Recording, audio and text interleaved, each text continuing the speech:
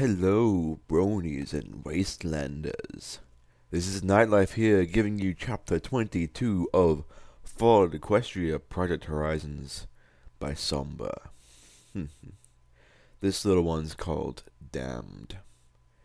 Now, if you listen to last chapter, as chopped up as it may have been, you may have noticed two things.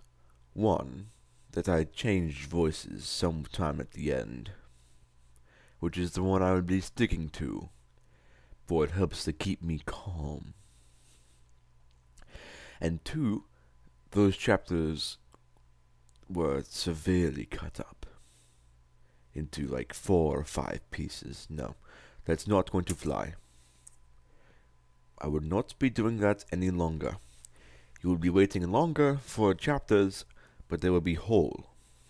Got it? No matter how long they are. And Somber, if you're listening, make sure to keep on writing. This shit is gold.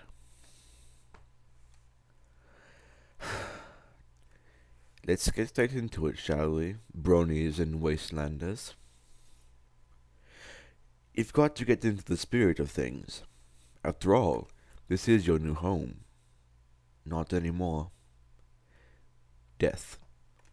I've seen a lot of it.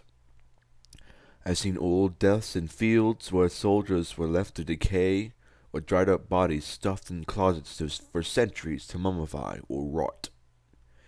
New death in ponies that I've shot, cut, smashed, or crushed.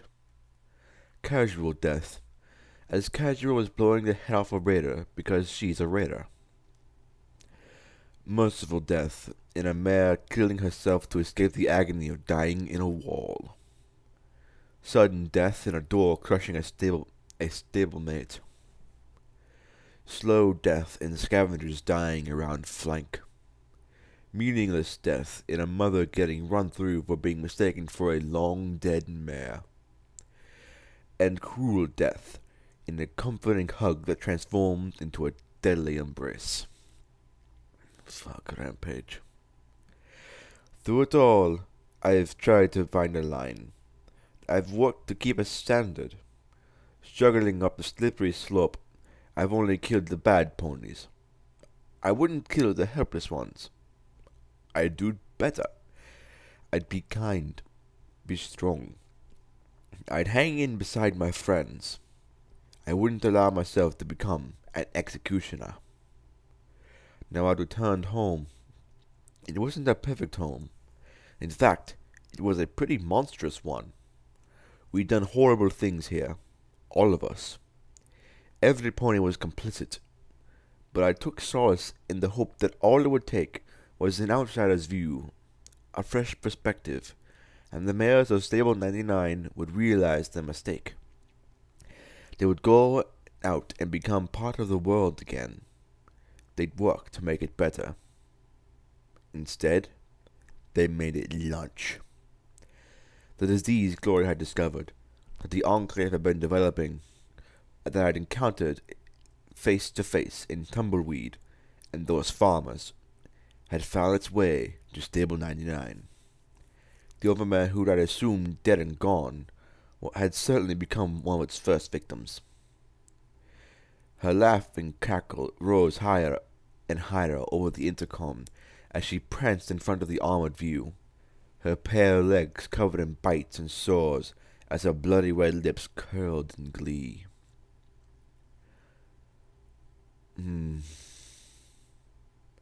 My home had become a nightmare. The Stable 99 had a population of 500 ponies. With one germ, a third of the known population of Hoofington had transformed into a mass of psychopathic killers. Worse, these were physically healthy, armed, and organized and relatively trained psychopaths.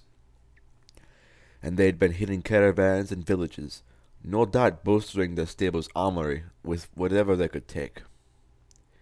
Since I'd stepped out into the wasteland, I'd struggled to find my virtue. Was it justice? Courage? Perseverance? Idiocy? I'd struggled against the wasteland so hard that it had become personified in a hallucination that seemed determined to test me and push me towards misery. Perhaps the dealer wasn't trying to break me, though. Perhaps he'd been spending all his time trying to get me to accept the truth. My virtue is death. That reminds me of My Cutie Mark is a Gun. Man, that guy makes some good music. And right now, if the wasteland needed an executioner, then I'd be a fucking executioner. Oop, too far.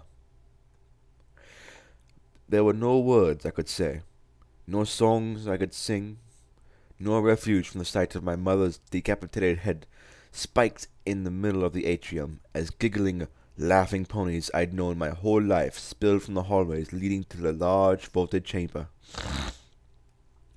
There wore security barding stained black and rust brown from coagulated blood, decorated with spikes and spurs of scrap metal, chopped off hooves, hooks, chains, and other vicious implements and trophies. No escape was offered from the metallic stench and the sweet reek of slowly drying blood and putrefying flesh. I had two 10mm submachine guns, each holding 30 rounds of 12-gram ammunition per clip, with a firing speed of 10 rounds per second. Fuck. Both came out of my saddlebags as the raiders charged towards me, shrieking in delight. The first I saw was Dewdrop, morning shift, nice and calm and professional pony. Her lips were now smeared with blood as a strip of pony meat dangled from the corner of her mouth. In 3 seconds, I sent 60 rounds at her and the deluge of ponies behind her. Not one dropped. Of course not one dropped. My aim was shit. And these weren't ponies that had been emancipated and weakened by exposure to the wasteland. These were healthy and robust ponies wearing body armor.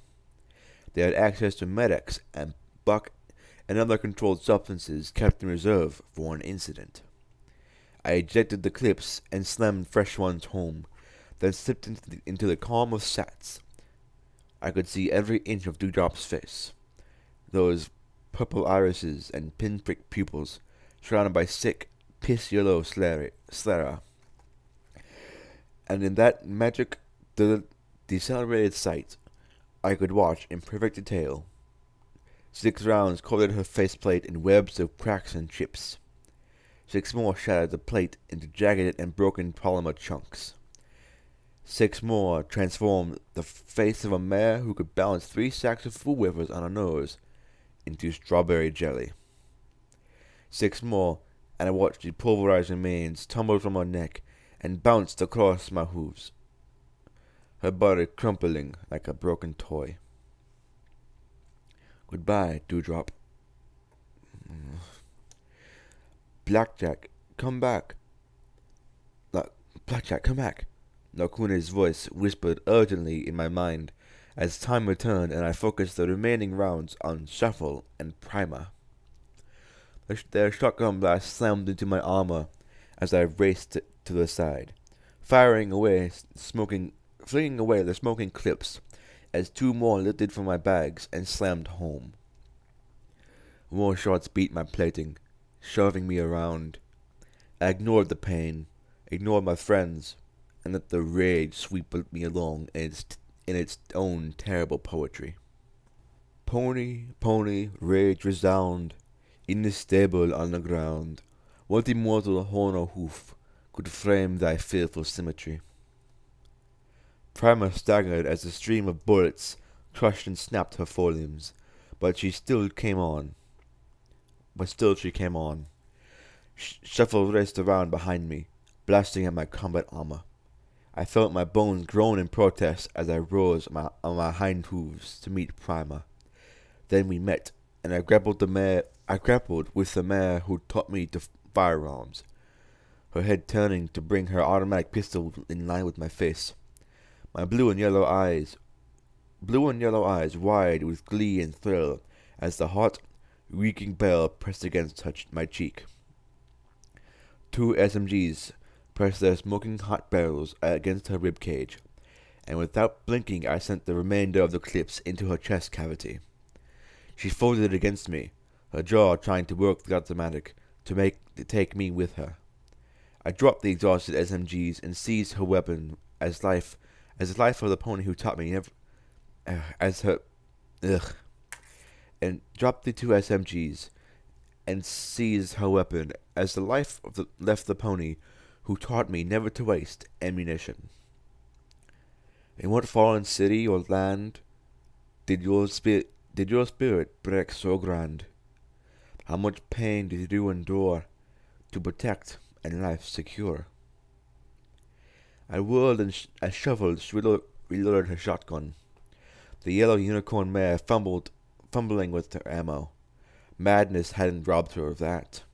She was always better on the dance floor than on the firing range. Her screaming laughter speckled the inside of her visor with pink globes as I charged in. She ratcheted around as my magic scooped up Don Dewdrop's helmet and flung the bloody maroon contents across her visor. She shrieked, firing wildly and blindly as she scrambled to lift her helmet's face shield with her hooves.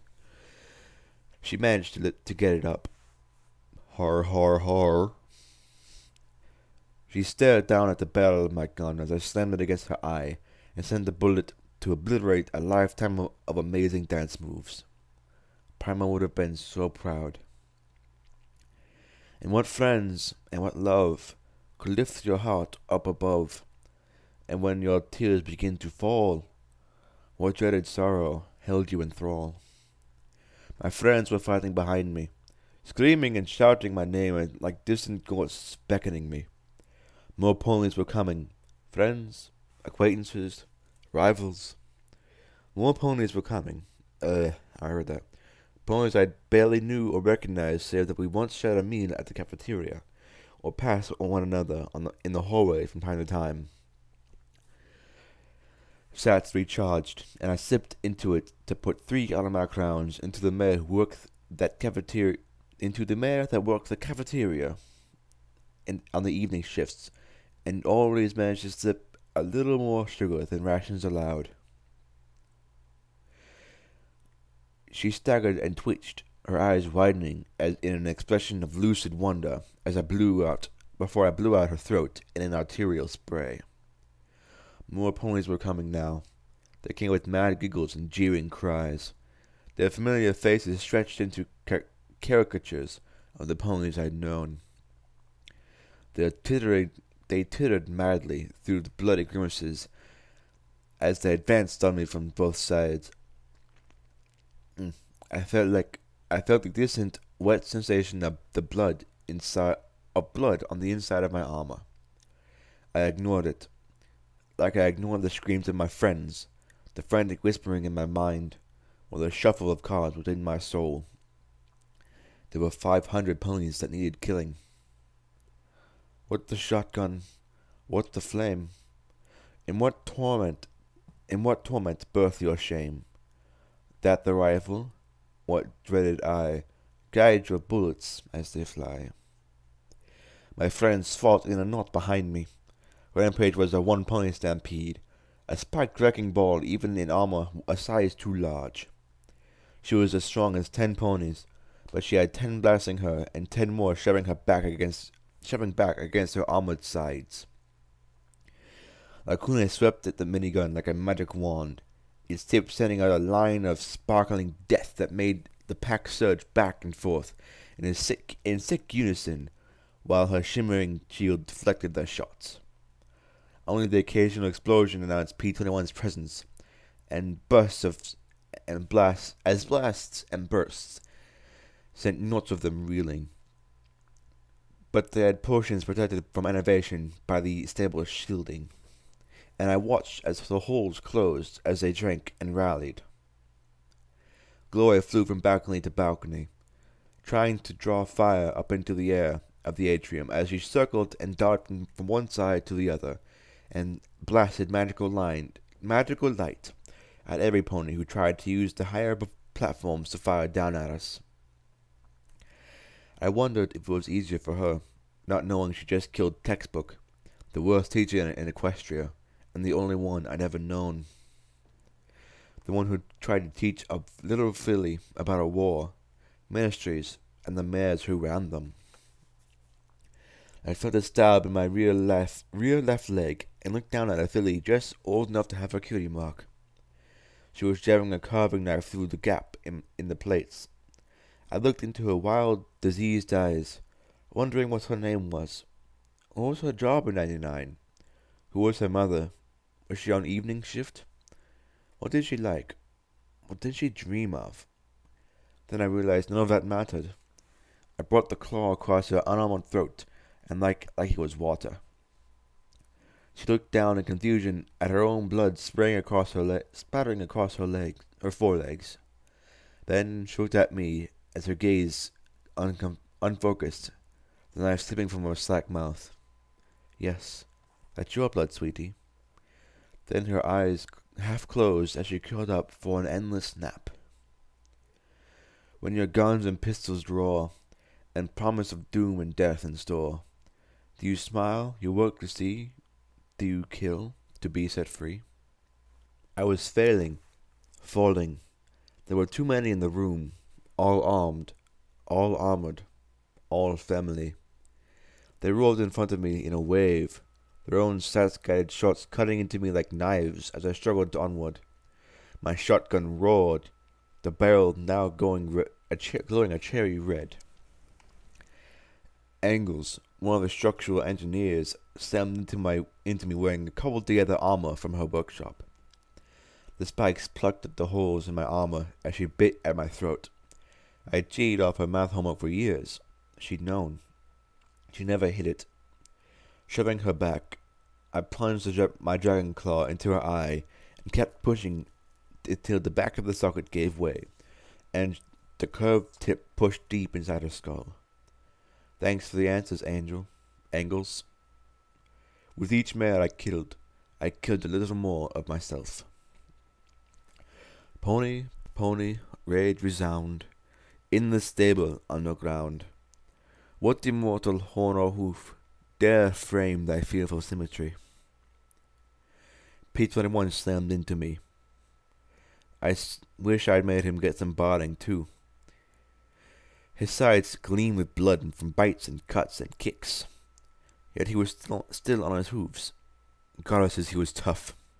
He'd endured a lifetime of this. He fired persuasion low, the grenade skipping between my hooves to bounce between the ponies in front of me. The blast knocked a near perfect circle up and out. Some died. Many screamed, but far more laughed hysterically at the slaughter. He pulled out a purple bottle and held it up to me. I stared at it dumbly before I realized it was a healing potion taken off one of the fallen. Is there a plan? His eyes begged me. Even with all his hate, even with all his pain, he hadn't wanted this. Not this. But there wasn't a plan. There was nothing at all but blood and death and giggling madness and the mindless fire.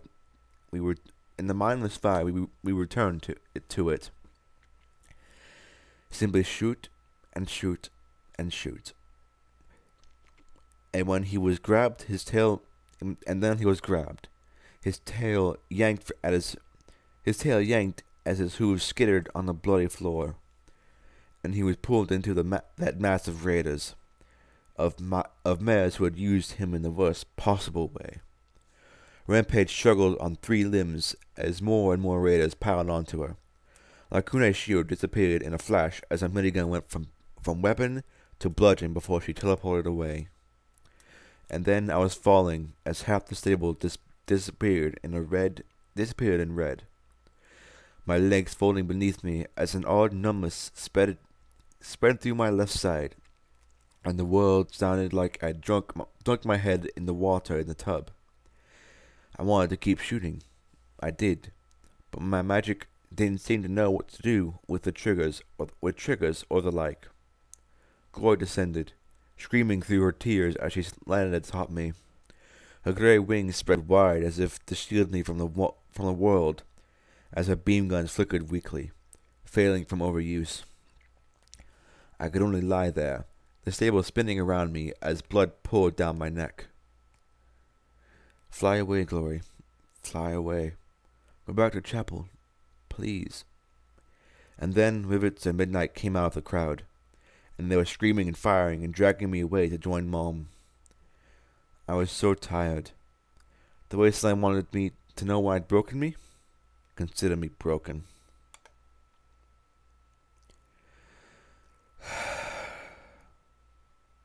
So, is this it? Watcher asked me as I lay on a filthy mattress, listening to the rain patter on the roof as I sat in a heap of my own excitement, of my own excrement, vomit, blood, and worthlessness.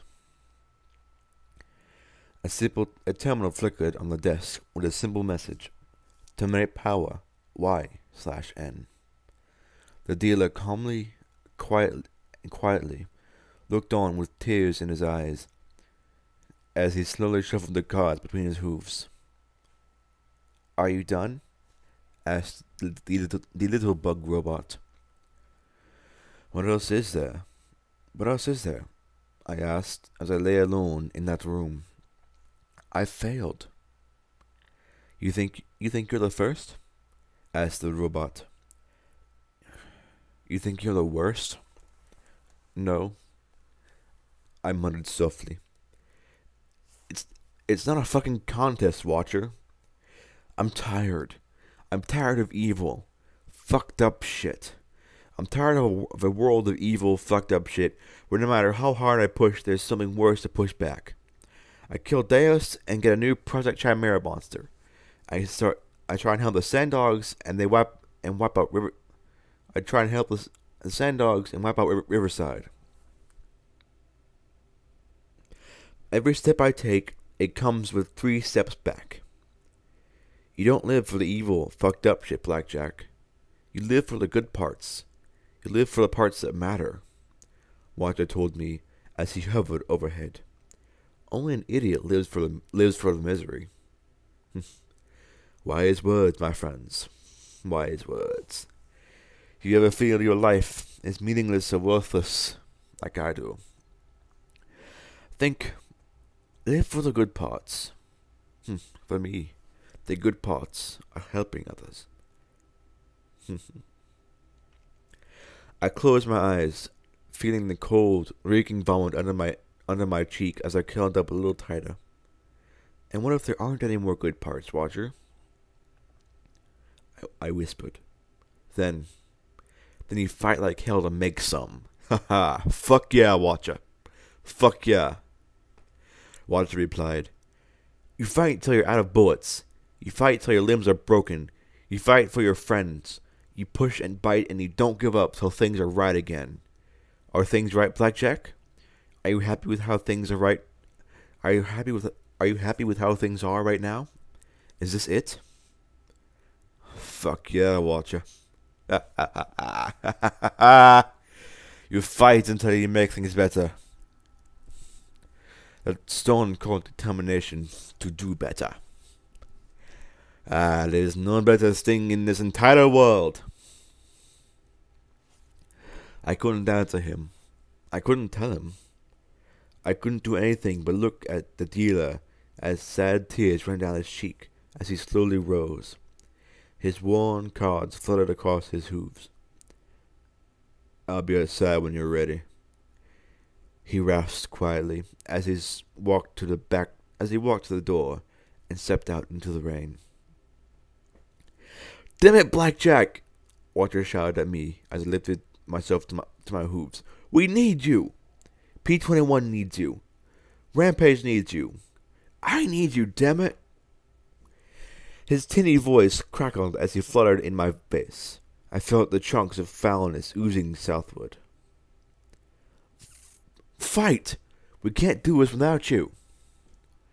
I can't fight anymore. All I do is get ponies killed. The list just gets longer and longer.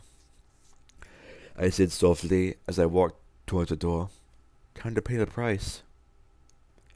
A pain grew, sharper and sharper, as if something were being bored into the back of my skull. Damn it, Blackjack! I won't let you die! Walter screamed in Gloria's voice. I'll save you! Somehow! Just like you saved me! I can't lose you, Blackjack! You're all I have left! I clenched my eyes shut as the pain grew and grew until it was all I knew. My whole world was pain. Got it! I heard Midnight's shaky, triumphant cry as something was pulled from the side of my head. There was a ping as a glowing, bloody bullet was tossed into an empty tin can next to my writhing body. Give her another dose of Med-X, Gloria instructed. I'd even use Hydra if we had some, she said as I squirmed against the ponies holding me down. And get those healing potions inside her! Oh my. I did not know they could be administered vaginally. Ho ho ho ho.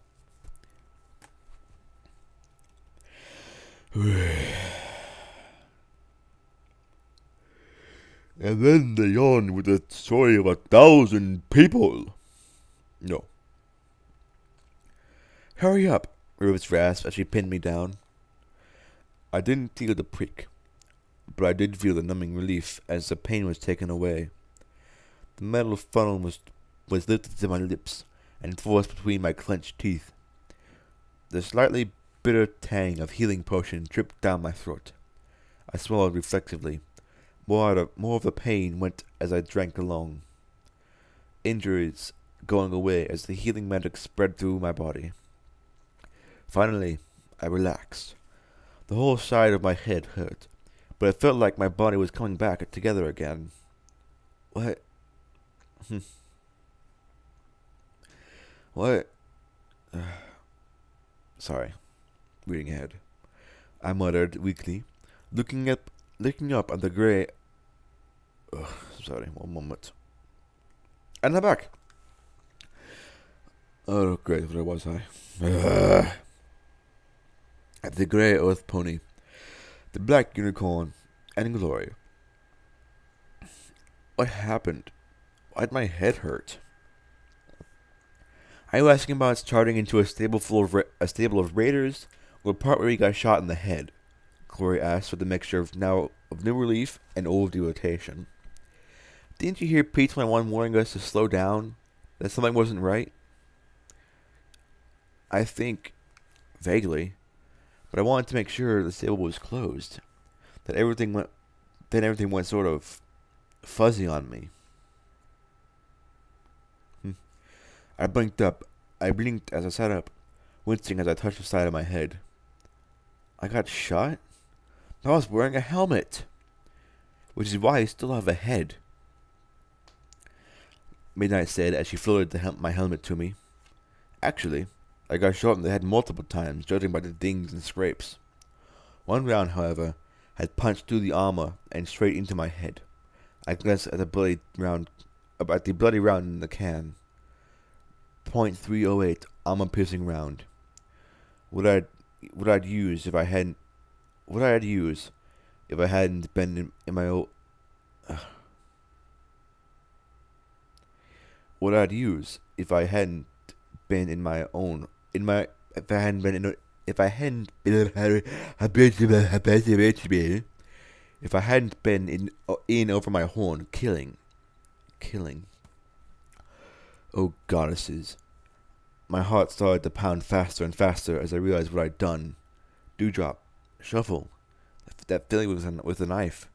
I'd killed them. I'd started to fall apart in front of every pony. No. I couldn't do that now. They couldn't take it now. I needed to hold it together, as tightly as Glory hugged my hoof in her own. Her question saved me from a complete meltdown. What happened here? Rivets looked at Midnight, and then at me, and then the repair mare slowly spoke.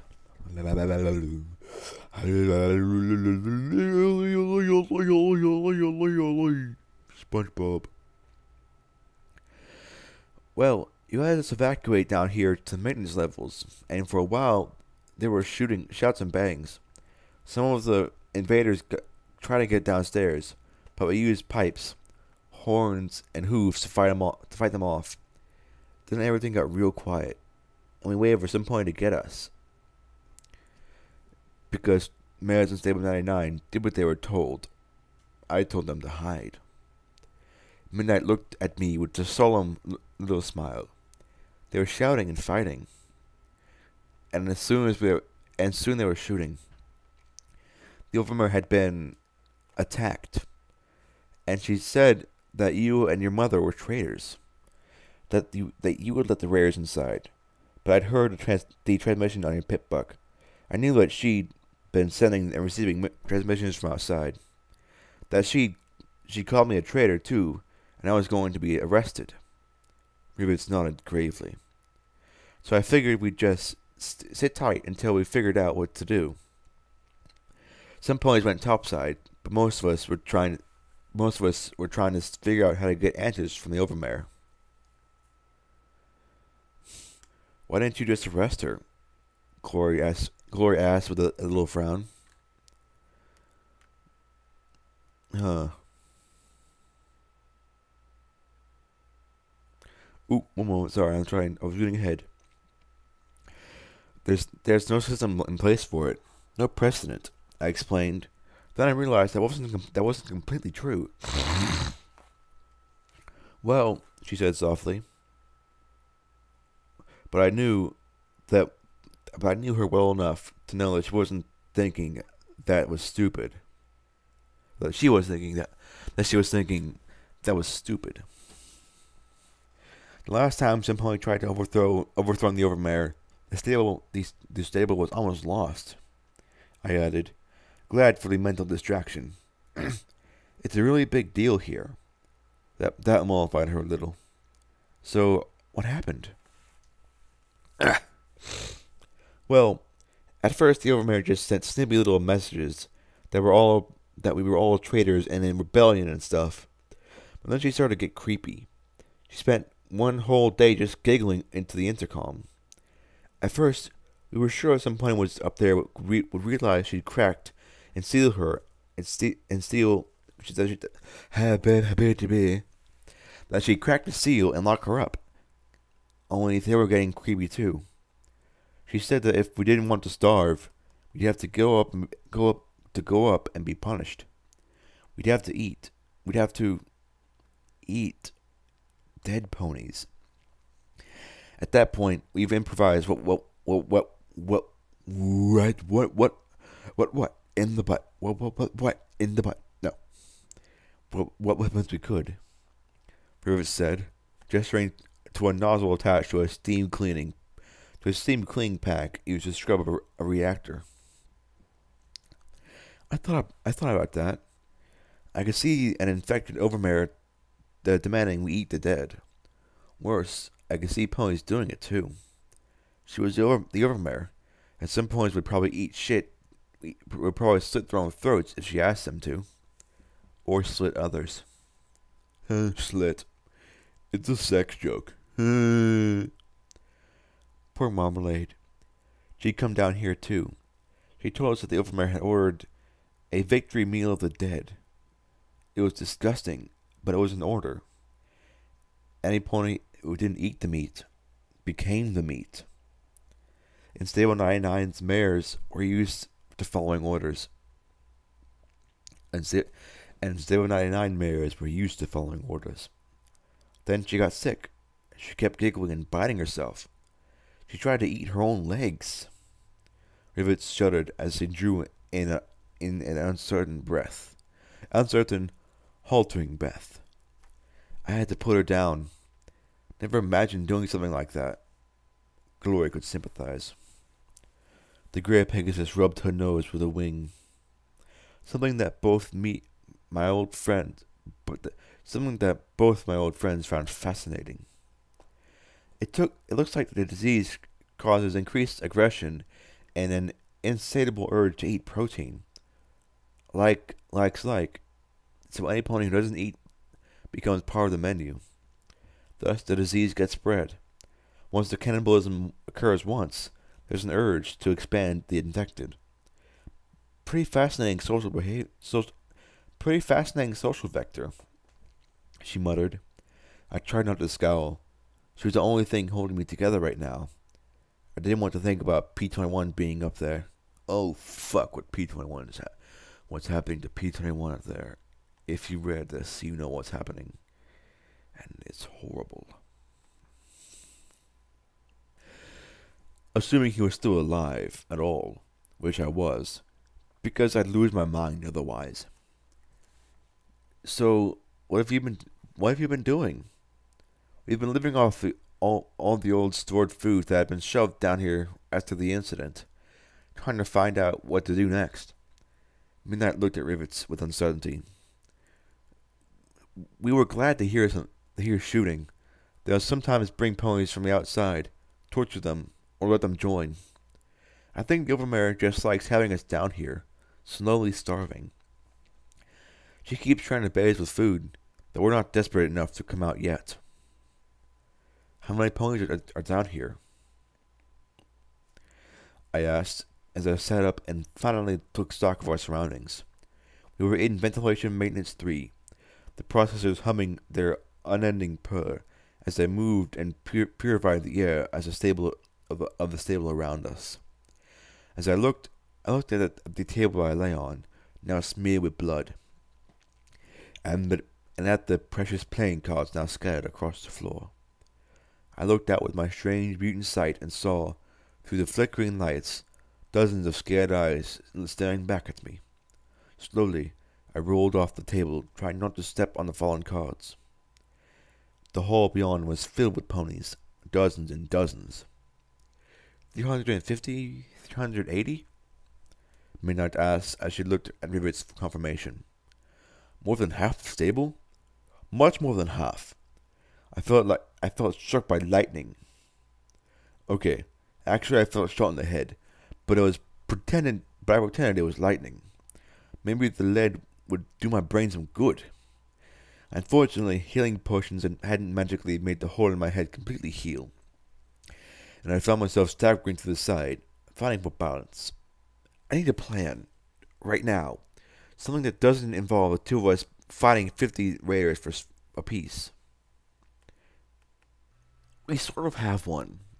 We have one, sort of, Rivet said as she walked over to a big, intricate arcane machine and popped it open. You remember the incident, Blackjack?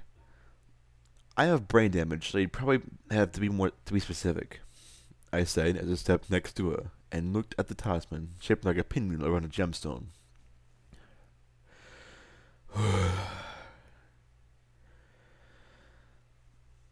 Why did my head hurt so damn much? Oh yeah, brain damage. I've known that for a while, Rivet said with a smirk. Most folks don't know that. When the incident occurred, the stallion sabotaged one of the air purification systems. My great-grandfather was involved in it.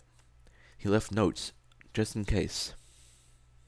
She reached her head into the saddlebag and pulled out a very old book, stuffed with added pages, then dropped it onto the floor and hoofed it open.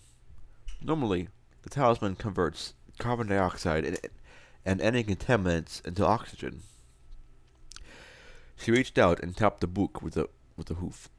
According to this talisman doesn't. So what's it converted into? I asked as I leaned in towards this sickly green gemstone. Chlorine. Oh fuck! She said simply, as I heard Glory gasp. I looked at it more closely. Chlorine, huh? And what's that do? I asked as I reached out to tap the glyph with my hoof. Blackjack, it's a very poisonous gas, Glory blurted. My hoof froze inches from the green stone. Of course it is. Slowly, I pulled my head away from it. Glory gaped at Rivets. How did he even do that? I'd never heard of sabotaging an air purification talisman to do that. He doesn't go into detail, but apparently you go far enough back. My family worked for one of the ministries doing all kinds of sneaky hush-hush stuff. I got recipes for napalm, homemade explosives, thermite. Whoa! Atmari, remember Blackjack isn't a smart pony, Luke. She amended. Stuff that burns good, stuff that goes boom, and stuff that burns through just about anything. Lewis chuckled as I flipped through the book.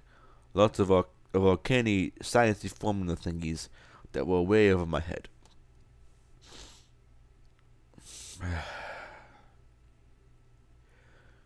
Unfortunately, she said with a sigh, chlorine is a heavy gas, so we'd have to close all the lower returning vents while the talisman is active. That requires a command from the overmare's terminal and confirmation from a head of security and a maintenance supervisor. She patted her hoof against some brass machinery as if consolidating that it wasn't its fault. So that's where the plan hits a snag. Right now, if we turn it on, we just gas ourselves and they'd have plenty of time to clear the upper levels. The alternative is some point sneaking through the armory. They've got so many weapons up there. If we could capture some and blow the rest, maybe we might have a shot. That'd probably be suicidal. They're watching every inch of security. Now, if we found Lacune, I said, looking at Chloe with a wide grin. Listen, Lacune can read memories, right? She can? Gloria's eyes went wide. Crap, I hadn't filled her in on that. She told me she can. I amended quickly. If we find her, she can read my mind and whisk us straight into the armory. Then she can teleport the guns back down here. If we're really lucky, we have all the weapons stores down here before they know it. We can take back the stable without gassing any pony. But where is she? She's teleported away. I bet she's somewhere close. I don't think she'd leave unless she knew we were dead. The goddess still wants me for something. Maybe in the tunnel, or right outside, where she could watch but still get away if attacked. I said thoughtfully. Then we just need to find Piece 21 and Rampage. With any luck, Rampage would have taken over the Raiders through sheer personality. I always wondered how exactly Deus cowed the others into obeying him. Maybe they'd been infected, but not completely gone. Blackjack, P21. Gloria began softly. He's alive, alright? I said sharply, frowning at her. I can't believe he's dead. He's too clever and tenacious to die. Until I see his corpse, he's alive. He had to be alive. I owed him the overmare's head for all he'd done. Then I blinked. What about the males? Rivers looked at me in confusion and said in scorn, What about them? My eyes must have flared like the peats of the damned, because she instantly balked. Raised her hooves as she stammered. I think they're okay. Maybe? When everything was going crazy, I heard Gauze telling Crutches that they'd barricaded the door with their bunks. They're still using water in medical, so I suppose they're drinking out of the toilet or something.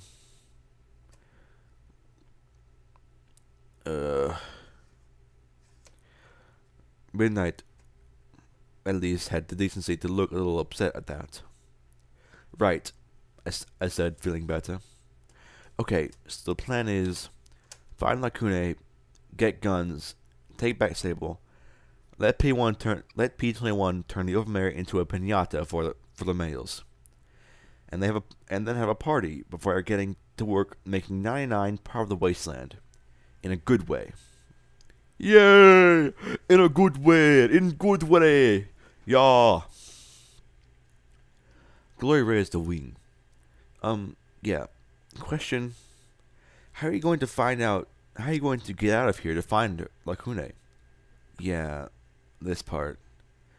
This was going to be messy. We're going to need marmalade. Oh shit. Raiders are not stupid. They might be brain damaged, overly aggressive monsters. But then so am I. The sight of a yellow man in filthy security barding, her mane coated in gore and grease, trotting out from the hatch with unsteady steps and incessant giggling gave them all pause. A unicorn horn dangled from around her neck, a contrast to the orange jaws on her flank. The welders giggled as she... The welder's goggles she wore were a bit odd, but most raiders seemed to have a sensitivity to light. She laughed, looked at them and their guns, and laughed some more before shuddering and biting her forelegs hard enough to draw blood. "Hey," she giggled, "got anything to eat?" As Glory said, like likes like, and the raiders stepped out from around the barricade to approach with their own eager and enthusiastic grins. "Are they fucking dead in there, Marm? Finally fucking dead?" The closer one asked as she looked at the cutie mark of the mare she knew. She was Angel Heart, one of the meekest mares I'd ever known. Knowing before, now she had decided to screw bits of pointy metal into her forehoof.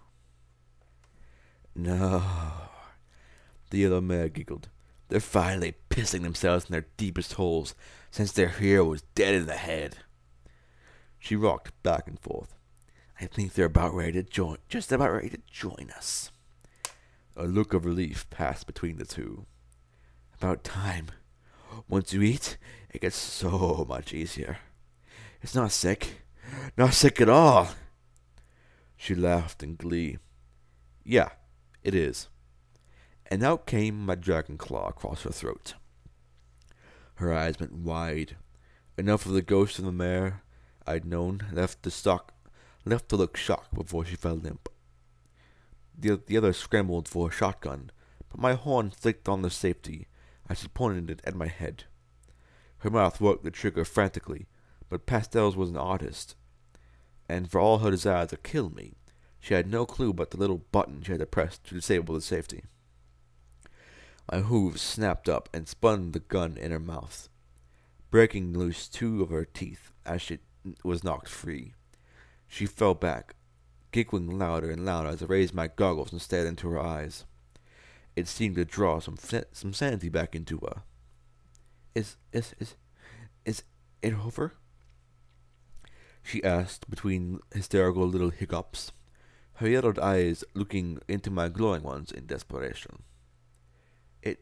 It doesn't get easy. Say it's over." "Yes, yeah, it is," I said softly as I lifted the dragon claw to her throat. "It's over, Pastels." "Gah, Blackjack." "Good," she stammered. "Good, good." And her words transformed into a gurgle of red flowing down her chest before she went still. Being an executioner was easy.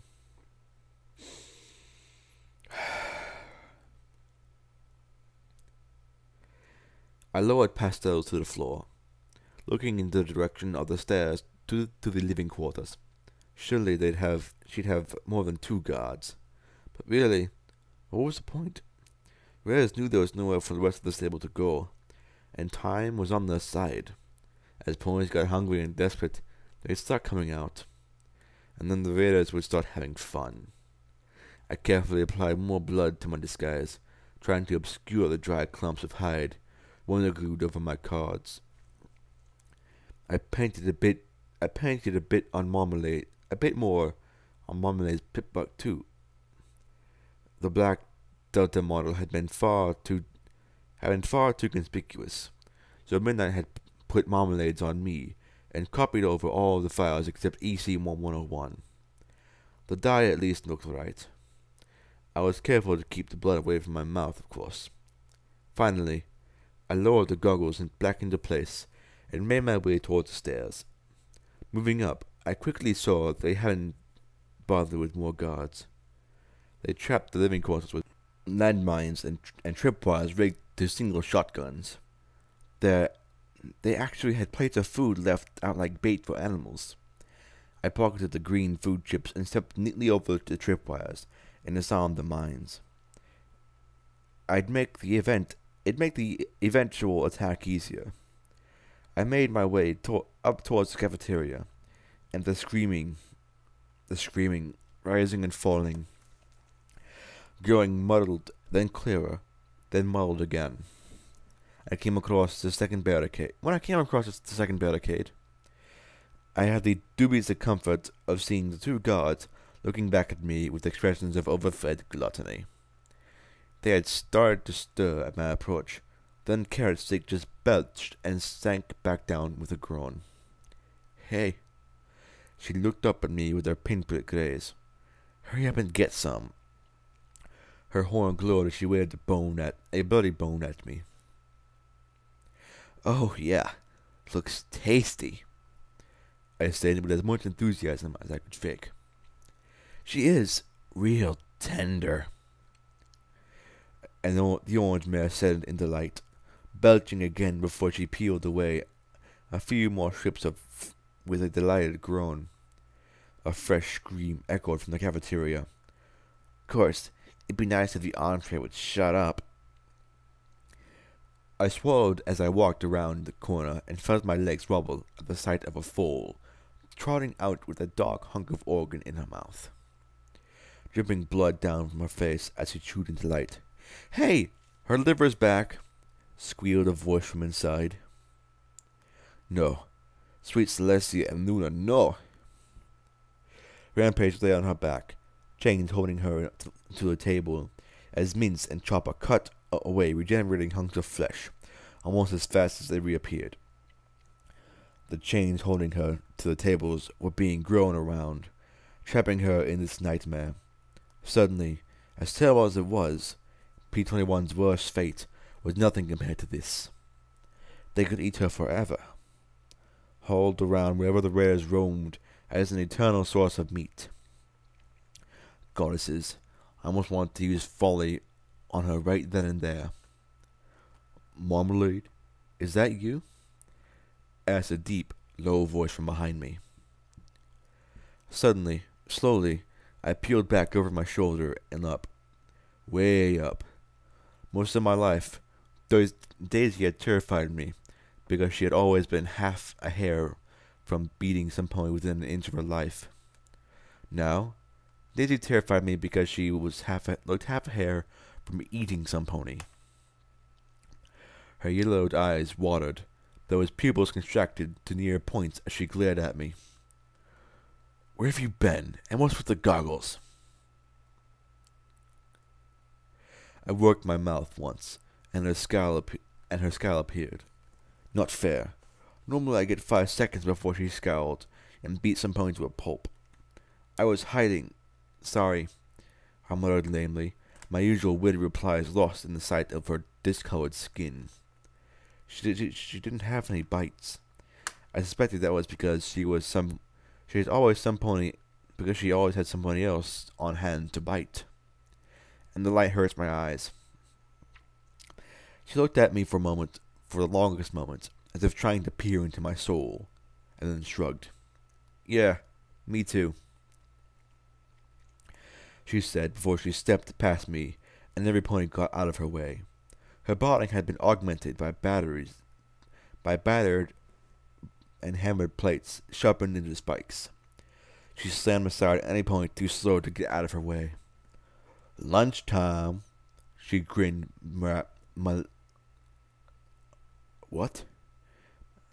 maliciously. Rampage lifted her head, looked at Daisy with mad pink eyes. "I'm going to kill you. I'm going to kill all of you," she vowed in agony. Daisy put one hoof on Rampage's head, lowered her mouth to her throat, and bit a hole right through her windpipe. As the hole started to close, she grabbed something purple and pinkish red and pulled hard. There was a rip and a wheeze of a scream as Daisy's head jerked back and forth, her Rampage's tongue flopped free. If I'd actually had folly on with me, I would have used it then and there. "Fuck you, Daisy. Fuck you." Daisy chewed indolently as she looked down at me with a familiar, contemptuous smirk. "Aw, hungry, Marm?" She looked over at Mince. "Give her the heart. Should be nice and tasty." The fuck. Then she yawned and stuck them all into her gigantic gaping snatch. No. Suddenly all eyes were on me, as Mince's horn glowed, as she cut and tugged the beating organ free. Like, and I had no doubt, and I knew without a doubt that any hesitation or excuse would have them tearing me apart. Mince tossed the pumping organ at me, and I caught it with my hooves. It was still beating slightly. I grimaced, praying that I could somehow do this horrific deed. Heartless, tongueless, and with her chest splayed open, Rampage just stared at me as her body regenerated these mortal wounds. Goddesses. I bit down as hard as I could, trying to imagine it like some sort of giant, grotesque tomato. My first impression? Disgust. Not the taste, actually. It just tasted like blood. And I tasted plenty of my own during numerous fights. Disgusted at the act. The impression that immediately followed? Hearts were tough to eat. I swallowed the first leathery bite and immediately had to follow it with a second to keep from gagging. I tried to chew through the strong cardiac muscle. A third bite, fourth, fifth. By the sixth, the heart was half gone, and I feared that no matter how tough my stomach might be, I was going to puke from the disgust. "Full," I muttered, half playing the role and half in shock myself. At least it stopped beating. If what I'd eaten wasn't convincing enough, so be it. You're such a wuss," the huge mare snorted, sounding exactly like the pony I'd known all my life. Just like that blue buck the overmare keeps on going and keeps on getting in her office. Oh, bleh. Just like that blue buck the overmare was so keen on getting in her office. Just trotted around after her like a good little fuckstick.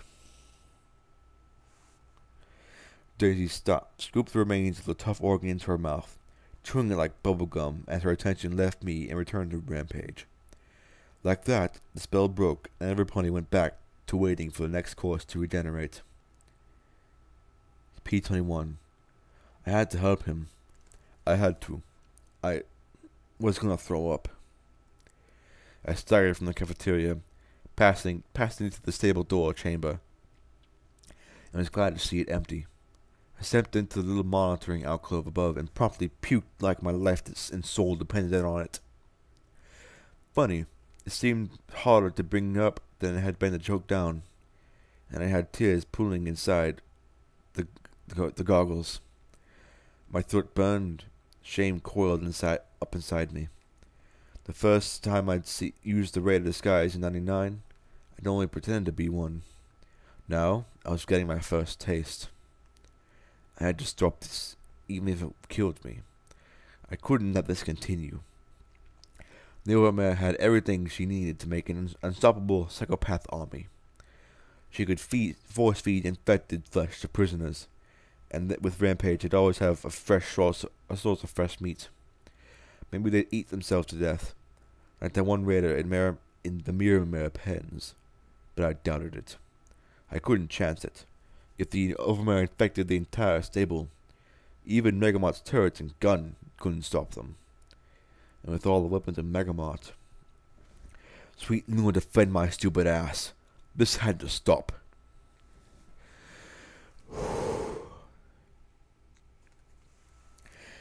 Then I heard a soft hiss behind me. Ooh.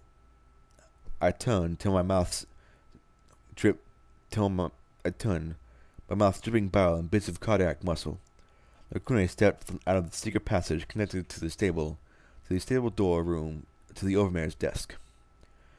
She must have plucked it out of my head from when I'd escaped from 9 to 9. At this point, I didn't really mind. Glowing arrows hovered around me.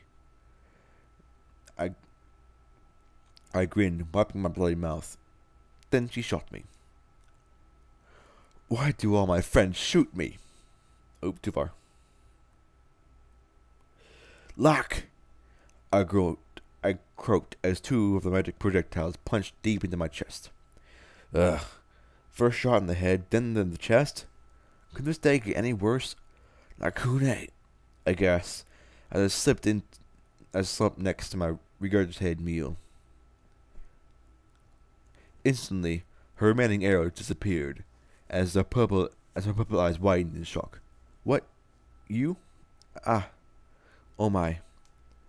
This is awkward.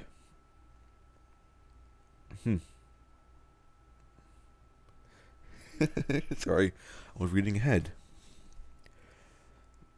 She said with a flustered tone, as her mentally projected words, as she levitated me to her hooves and pulled me inside the passage. The bodies of 4 more raiders were piled there. She stared in shock at my flanks. How did you change your cutie mark? And what were you doing?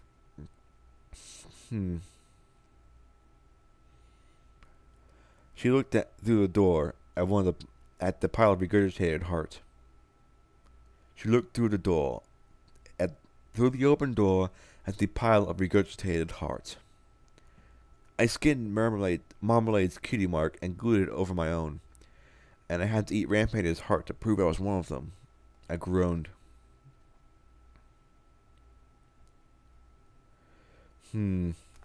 Sorry. I groaned. Do you have a healing potion? I said as I touched the bleeding holes her magic had left in me. Looks like I wasn't the only pony in the wasteland who could make magic projectiles appear. You... What? I'd never seen an alicorn look sick before. How could you? To find you, I groaned.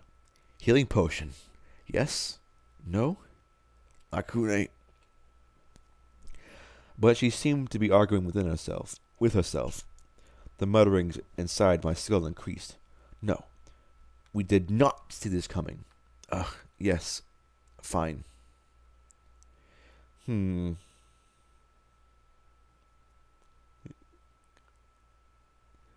Sorry, reading ahead.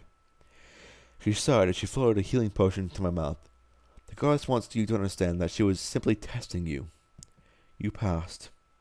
She paused, then added, and she'd just like to note, this is not typical heroic behavior. Welcome to the wasteland, I muttered as the magic soothed the really nasty pain in my chest. I'd almost preferred the never mind. Unfortunately, the 4 raiders she'd taken had been armed only with simple melee implements. Hopefully, that meant the overmares lacked the weapons to arm all of her raiders well. That, or she didn't trust them enough to let them go around armed all the time. Look, you said you can teleport yourself a couple of times, right? Lakune blinked and nodded. I told her the plan. The goddess is not a courier service, she blunted in an indignant voice within my mind. Then there was a sound of a long sigh. If this is what must be done, I will do it. Suddenly she jerked her head upright. Certainly not. Clearly this man is incapable of... Look at what she's accomplished, the goddess said to herself. Or was it Lakune? It felt off. She's mad. We're wasting our time with her and her stable. I had no time for this. I rose to my hind legs, ripped off the goggles, and stared right into her purple eyes. Goddess, right? I hissed blood and bile bubbling on my lips as I grinned. Look, you want something in Hovington, right? Well, now you know. Well, right now, I want to save my friends and my home. You help me do that, and I'll get you whatever it is you want. Because right now, I really do not need this shit. And I have to save my friends. I have to save my family. Hmm. Trixie, Trixie, Trixie.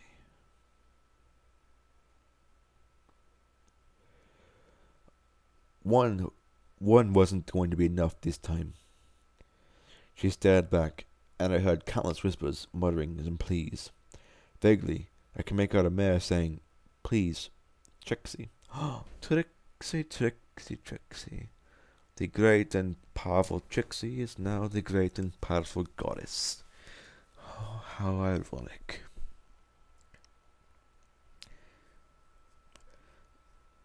There was an overwhelming sigh that silenced all the other voices. Finally, Lukune shuddered. "Fine. The goddess will allow you to help your friends, but the goddess will hold you to your promise.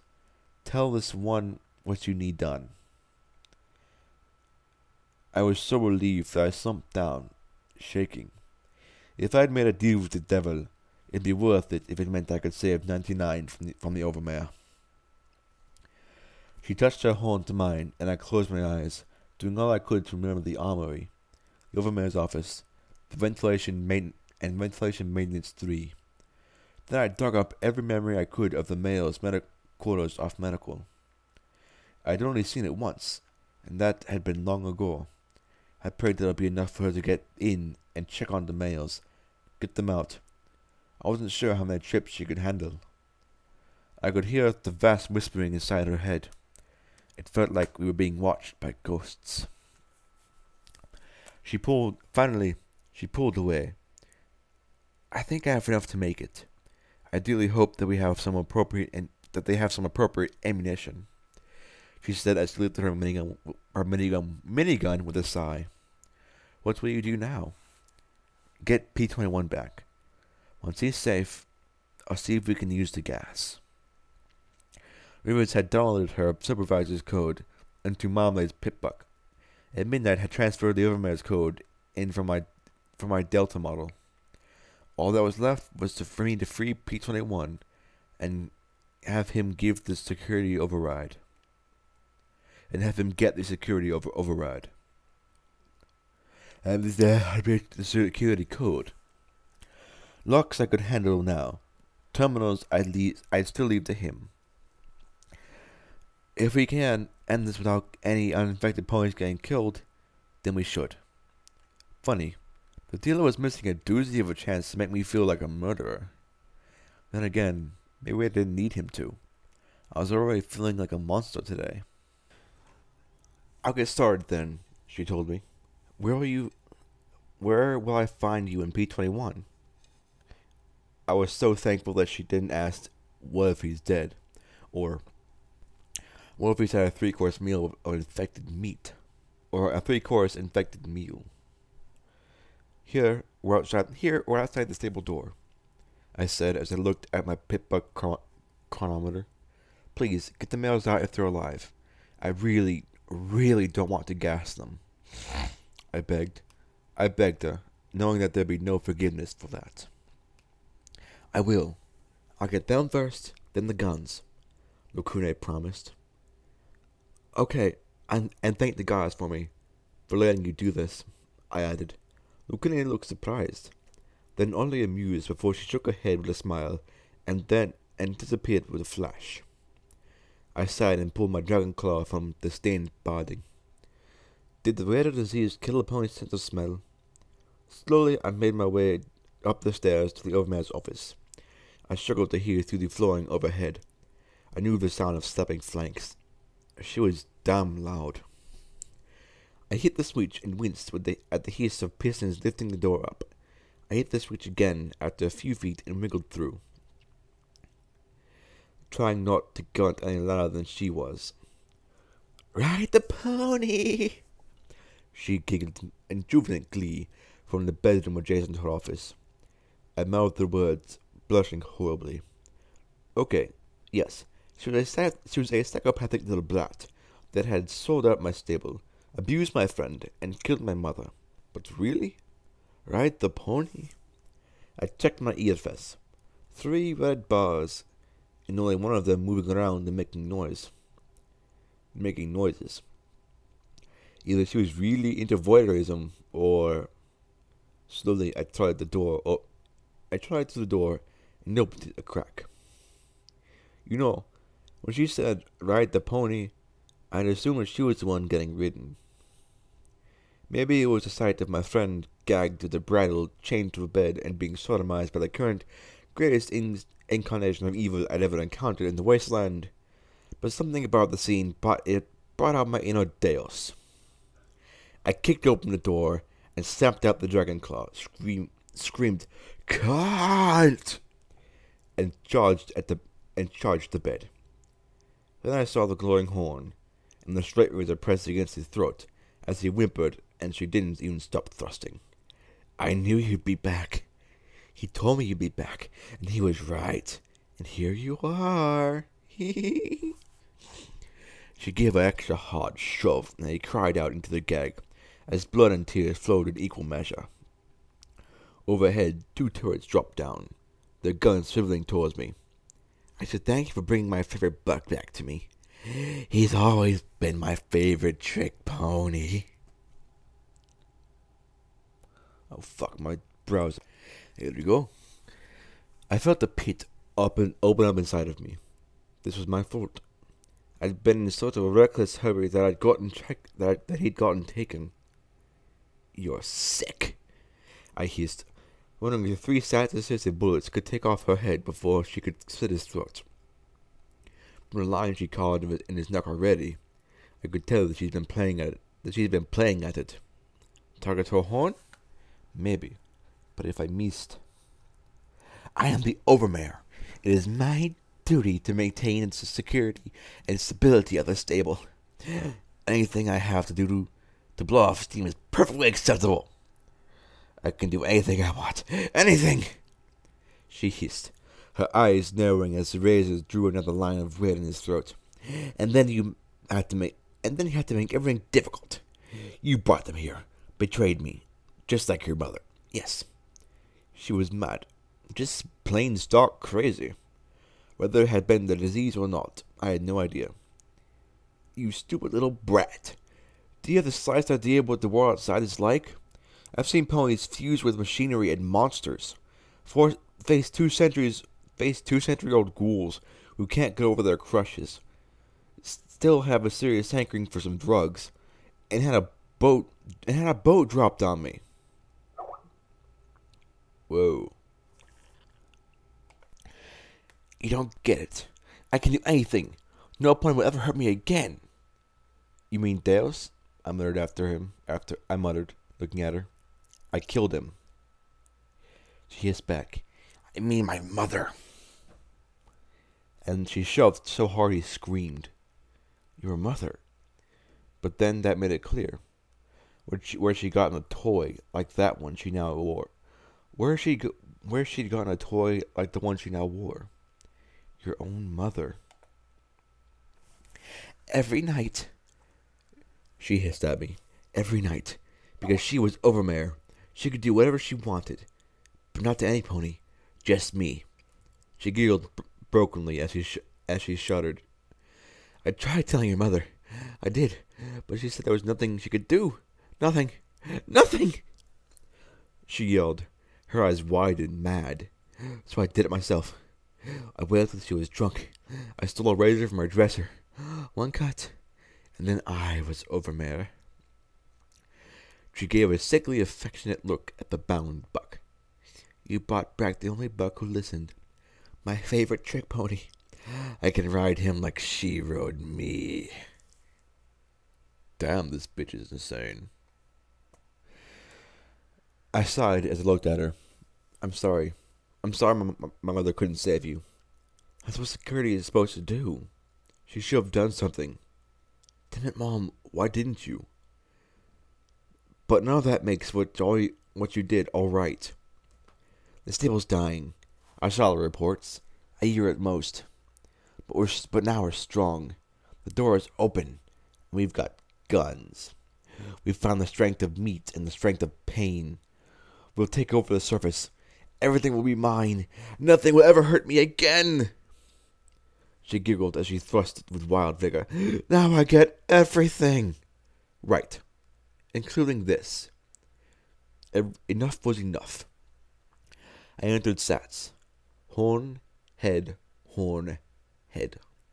In the accelerated flash, 4 bolts of concentrated magic struck her like a barrage of stars, and she shrieked as she fell one way and her horn spiraled the other.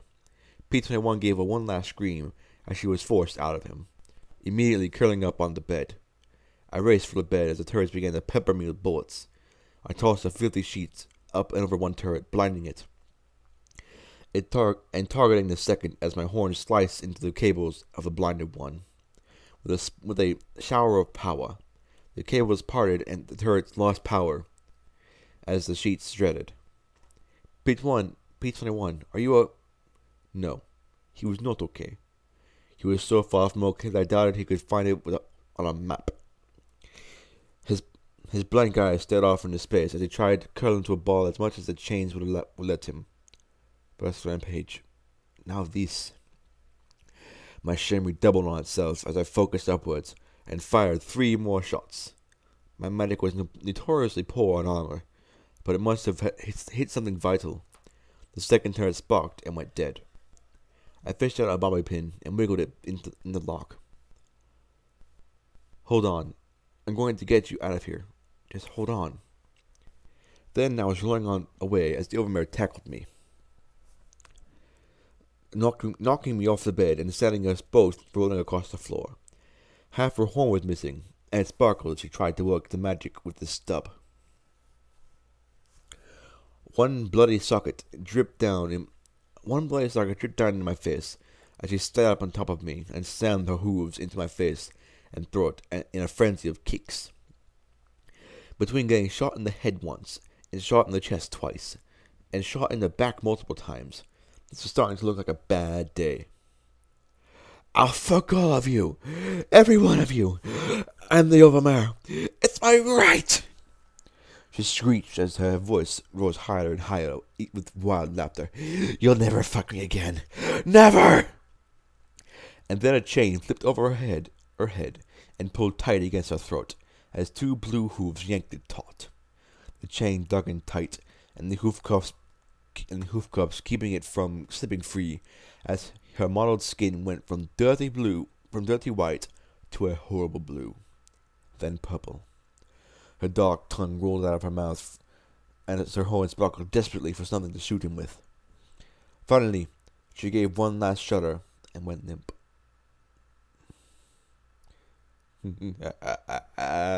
P-21 has his revenge. Yes, you go, P-21. You go, comrade. Why did I say that? I do not know. He collapsed, shaking, sobbing, still entangled with her body. I sat up and carefully undid the bridle and stared with his eyes, and he stared with empty eyes of everything except pain and humility. I am not your trick pony. I'm not, he whimpered. P-21, I said softly as I crawled under my hooves. I'm not a trick pony. He just shook more. She's dead now, I murmured. She's dead. Let her go.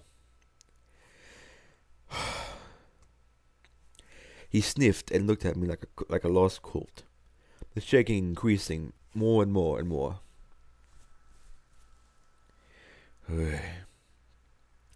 He pulled so tight on the chain he had creased her throat, and I carefully pulled it off and unlocked it from his hooves. He looked at the raw, bloody marks and shook even more before he hugged himself to stop. I hugged him, desperately praying it was what he needed right now, and not something that would make things even worse. His face pressed against my chest, bawling brokenly as I held him, crying like he never wept before. I looked at the overmare. Pain. passed down from one generation to the next. I might hate what she'd done, but I hadn't worn her shoes. If my mother had been an overbearing monster, I would have killed her to escape. And would I have killed her to escape, only to become a monster myself? Like Daisy passing on pain she endured for her mother's sadistic amusement? How far back did it go? Where had the sin been bestowed, and that would be passed down to the daughter? Daisy, the overmare, had I just gotten lucky in that my mother was affectionate? Was that the exception rather than the rule? No, I couldn't believe that. There were hundreds in this stable. I couldn't believe that abuse was somehow normal and right, while being loving and caring was abhorrent. If pain was the norm, I wouldn't be hidden. It wouldn't be hidden and shameful. It wouldn't drive a pony mad with power to the need to control and humiliate others before others did so to her. She betrayed the stable. But I wondered if perhaps she'd simply seen it as hurting us before we turned upon her, or if the stable itself broke down and slew her. How was it that the wayside could hurt ponies, even in the stable? Was it something in the land, or in us? Finally, he croaked in a raw voice. I need a shower. I need to get her off of me. I'm sorry, I whispered in his ear.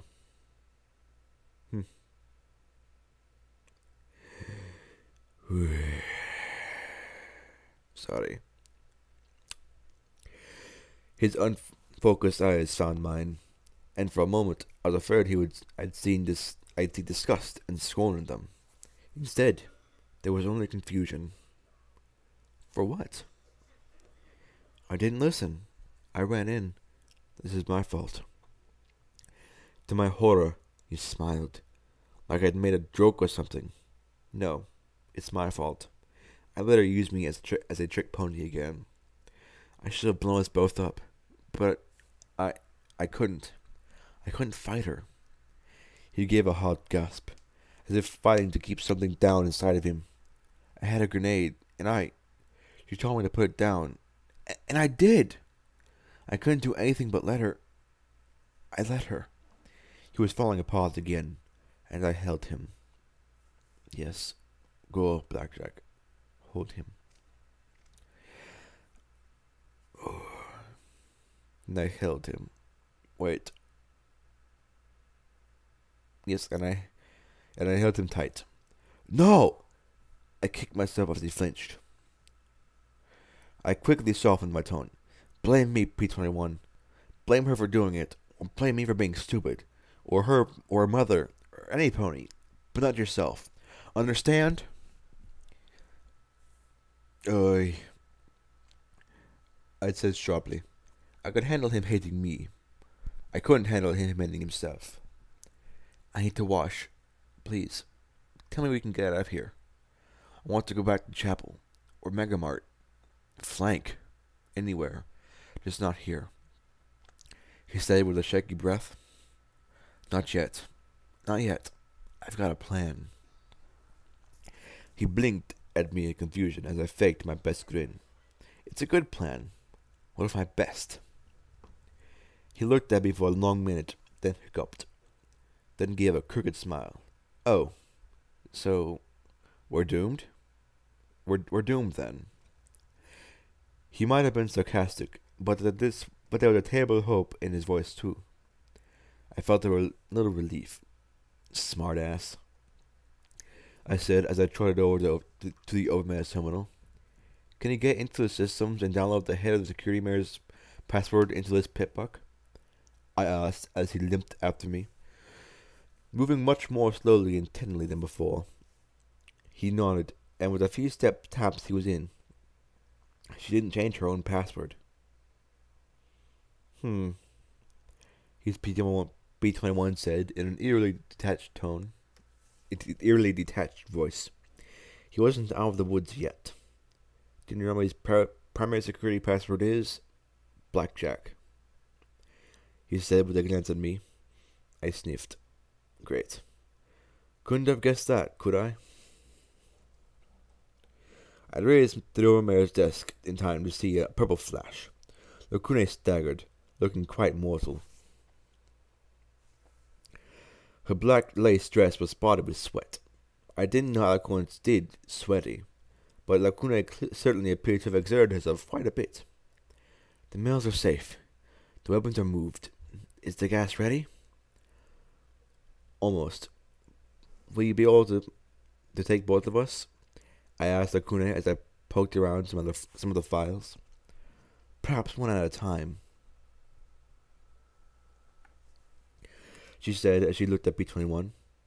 I'll take him to the other males. He needs medical attention.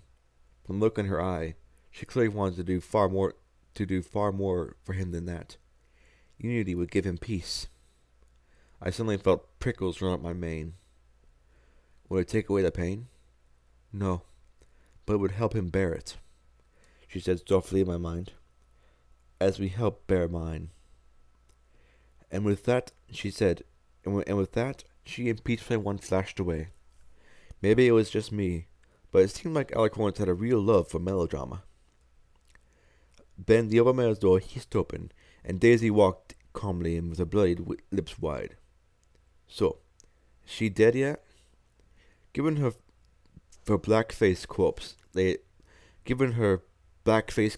my hooves, it might have proven a silly question, except the two raiders behind her started to giggle in glee and ran back into the stable crying out the news. Good job, Blackjack, Daisy said as she narrowed her yellow eyes. I felt a cold shiver run down my spine. You knew I was going after her? Knew? I watched. As she nodded to the large round window in the wall of her office. How'd you know it was me? Yeah. My only wouldn't have lasted 2 weeks alone. If she were alive, she would have come back or died. She would have come back. She'd have come back or died trying. She said as he trotted towards me. But you, Blackjack. The second I saw you there in the cafe, I knew you'd be the only one to glue a dead mare's cutie mark over your own and eat a heart to save your friend from the overmare. You move heaven and earth if you have to. You always have. So you wanted the overmare dead? I replied. I wanted her dead years ago.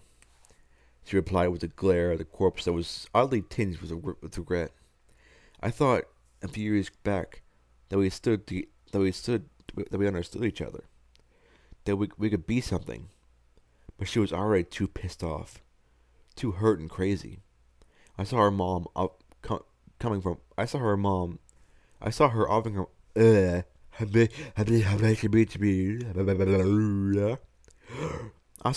her mom coming for months. I'd have killed her sooner if I thought your mom would actually take over the stable. Then why not do it yourself? I asked, wondering if Lakune was going to be coming back. I really didn't want to fight Daisy with just my claw.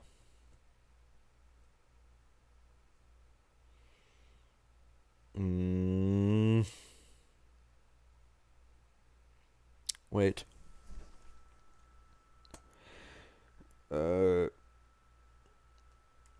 Yeah, there we are. It's funny. Once we started eating the meat, everything crystallized. I mean, we followed orders before, but after we ate it, it was almost instinctive. If I killed her, they'd have turned on me before I could get them under control. But you killed her. I'm in charge now. She grinned widely. I have plans for this place. We've been rotting under here. The overmare just took whatever she saw. Me? I actually talked to merchants before we ate them. We're going to force the meat into every pony's throats down there. And then when they take the flesh, they'll be with us. Then we'll take Megamart. Then the Reapers. We beat them. We'll have fear and respect. And hell, maybe we'll feed them flesh too. With that delicious little striped pony, We might have food for dozens, even hundreds of us. And I bet the other villages would be glad to pay us in meat not to eat them. My nightmare realized. Right. So I suppose this is where you tell me to eat the meat, or for real, or join you and die. Daisy snorted and looked and shook her head. What? Do I look stupid? No. You're just going to die. Fuck. Damn it, Daisy. You were always my least favorite. Anyway, back to the story. She drew a gun, one that definitely hadn't been on the armory inventory. The silver-plated IF-33 Applebuck had belonged to Mom, as it had to every head of security in the stable going back to the door being sealed. Their names had been scratched on the handle. That the damn gun even had its own name, Vigilance. The irony that I was about to get shot by Mom's own pistol was not lost on me. The gun came up as we both entered sets together. With eerie smoothness, we acted almost as one. But while she was trying to blow my head off, I had a different thought in mind. My medic reached out and neatly depressed the clip eject as she fired the round still in the chamber. It nearly took my head off. I could see it passing by me in the slowed down time. The bullet buzzed past my ear.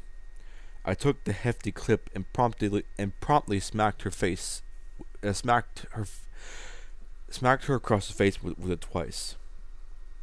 Do it, Daisy. Do it. She drew a second clip with her hooves, and I jammed the first clip back into the gun. She dropped the second clip to rack the slide, and I ejected it and hit her with two floating clips. Her yellow eyes blazed with familiar fury as she drew a third clip and loaded it into the gun, but I jammed one back in. Then she screamed in rage and threw the weapon aside. My smile grew as I floated the gun to me and racked around into the chamber with my magic. Sats ran out. I fucking hate unicorns, she spat. Now you're starting to sound like Chef Sandy. Then snapped at her baton with a jerk of her head and charged at me, keeping her head low. There were rules to fighting. Earth ponies had to get in close and dirty, breaking Unicorn's concentration so she couldn't do magic. Unicorns had to stay away or risk getting crunched. The Overmare's office was not conclusive to the latter. I popped back into Sats with enough charge for one shot. I lined it up, executed the spell, and sent a bullet straight into her leg. I wasn't going to risk a headshot that might not do more than piss her off, but at least I could slow her down a little. She still slammed into me like a train, but I had been hit by boats before and kept my concentration on the gun. Rule 2. To disable the unicorn, take out her horn. I brought Marmalade's pitbuck over my glowing horn as the baton fell with the creeping certainty of Sats, and cracked loudly against the casing. She swung again and again, smashed my forelegs and beating against the pitbuck as my horn pressed Vigilance right up against her gut. Rule 3. A unicorn doesn't have to move to hit you with a levitated weapon. She threw herself aside and off me, just in the nick of time as the gun fired into the ceiling. I rocked forward on my hooves as Daisy came back around for another charge, and I took another shot at her legs. Then she was on me, all swinging and biting and kicking as she tried to take me out before I could pistol stamp her again. Pistol stamp, like pistol whip. Instead, I cheated, dropping into Sats and blew 2 more magic bullets into her face. The helmet she wore deflected some of the force, but the energy nearly flayed her features, sending blood pouring into her eyes. I curled up and rolled out from underneath her, bringing Vigilance around and putting 2 more solid rounds into her left flank. I heard the sounds of more shooting down from below. Either Lacune hadn't been able to come back for me, or else the raiders had Or else the raiders had made a push now that the overmare was dead. I was battered and bruised, but I had the gun. And she had a rejuvenation potion, Hydra, Buck, and Stampede? Not fair. She chewed down, and I watched my hard work healing away before my eyes. Next time she came at me, I'd be unicorn paste, and we both knew it. So I ran. I jumped into the passageway beneath the overmare's desk, even as she slammed her hooves down where I'd just been. I ran, flinging that weapon I had left behind me as I shot out 2 flickering lights illuminating the hallway. "Blackjack!" she yelled, racing after. She yelled as she raced after me. "No, it's cunt!" I screamed as I fired back down the hallway and at the charging mare, aiming for her legs, doing all I could to slow her down, even as she regenerated the damage. Then the mines I'd tossed started beeping. She screamed as 3 tremendous bangs filled the tunnel as she went down hard. Carefully, I approached as she trembled from the drugs, madness, and injuries. "I'm glad you came back, Blackjack," she wheezed as she slowly pushed herself to her legs again. "I'm glad. If there's any pony that could end this, it's you."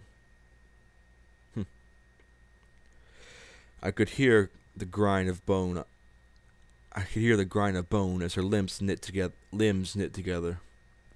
Her lower body looked flayed as the magic potions kept her alive, and I hesitated. What the hell would it take to finish her? "I want to help you, Daisy," I stammered. "You don't know how to help me. You didn't then." She gasped as she looked at me with her crazed raider eyes. I met her gaze with my mutated stare. I wondered which of us was the more monster after all this time. I mean, telling on my mom? Do you know what she did to me? I disappeared for a week and you didn't wonder why? "I thought you were avoiding me," I muttered lamely. "I was in medical, you jackass!" she yelled as she started to advance again. "She beat me senseless and had to heal me and beat me again because you had to try and arrest my mom. What did you think would happen?" "I want to save you," I countered, raising the gun but struggling to shoot. "I still do. I just don't know how." "That makes 2 of us," she replied, and gained enough fury to charge once more, despite the 2 rounds I put in her chest. She ducked and whirled, hitting me with a double rear kick that sent me flying back into the railing of the stable. The impact. I'm sorry, I thought I'd pause the recording. The impact sent a disturbing tingle through my rear legs and knocked the wind out of me. As I lifted my head, I caught sight of 2 hooves, and then my head was snapped back so hard I was certain she'd busted my neck. I collapsed beneath the railing, struggling to keep my wits as I backed into the atrium. I'd happily trade my horn for some Med-X, an ice pack, and a bottle of whiskey. How was I supposed to save you? Kill Mom. Kill me. Either way, it'd end. But you couldn't. And your mother wouldn't. So you didn't. She replied. "It's as simple as that, Blackjack." She kicked me clear across the atrium floor, and my journey was stopped only by hitting the stake in the center of the room. She stood over me, looking disappointed. Sometimes the only way to save a pony is to kill the pony. And Daisy was about to save me. Then a white and red striped cannonball flew across the atrium and slammed into Daisy. The mare rocked, but didn't fall. Rampage, though, had her hooves around Daisy's throat. "Eat my fucking liver, will you? Eat some floor!" She flipped over backwards and slammed Daisy's face into the ground. I stared as I saw dangling lengths of chain sticking out of her body, wondering if we were going to have to disintegrate her again to get them out. Daisy rolled onto her hooves as the shooting and shouting increased, and Rivets and Midnight pressed into the atrium along with dozens of other ponies. They might not know how to use guns, but they had the basics of point, shoot, reload.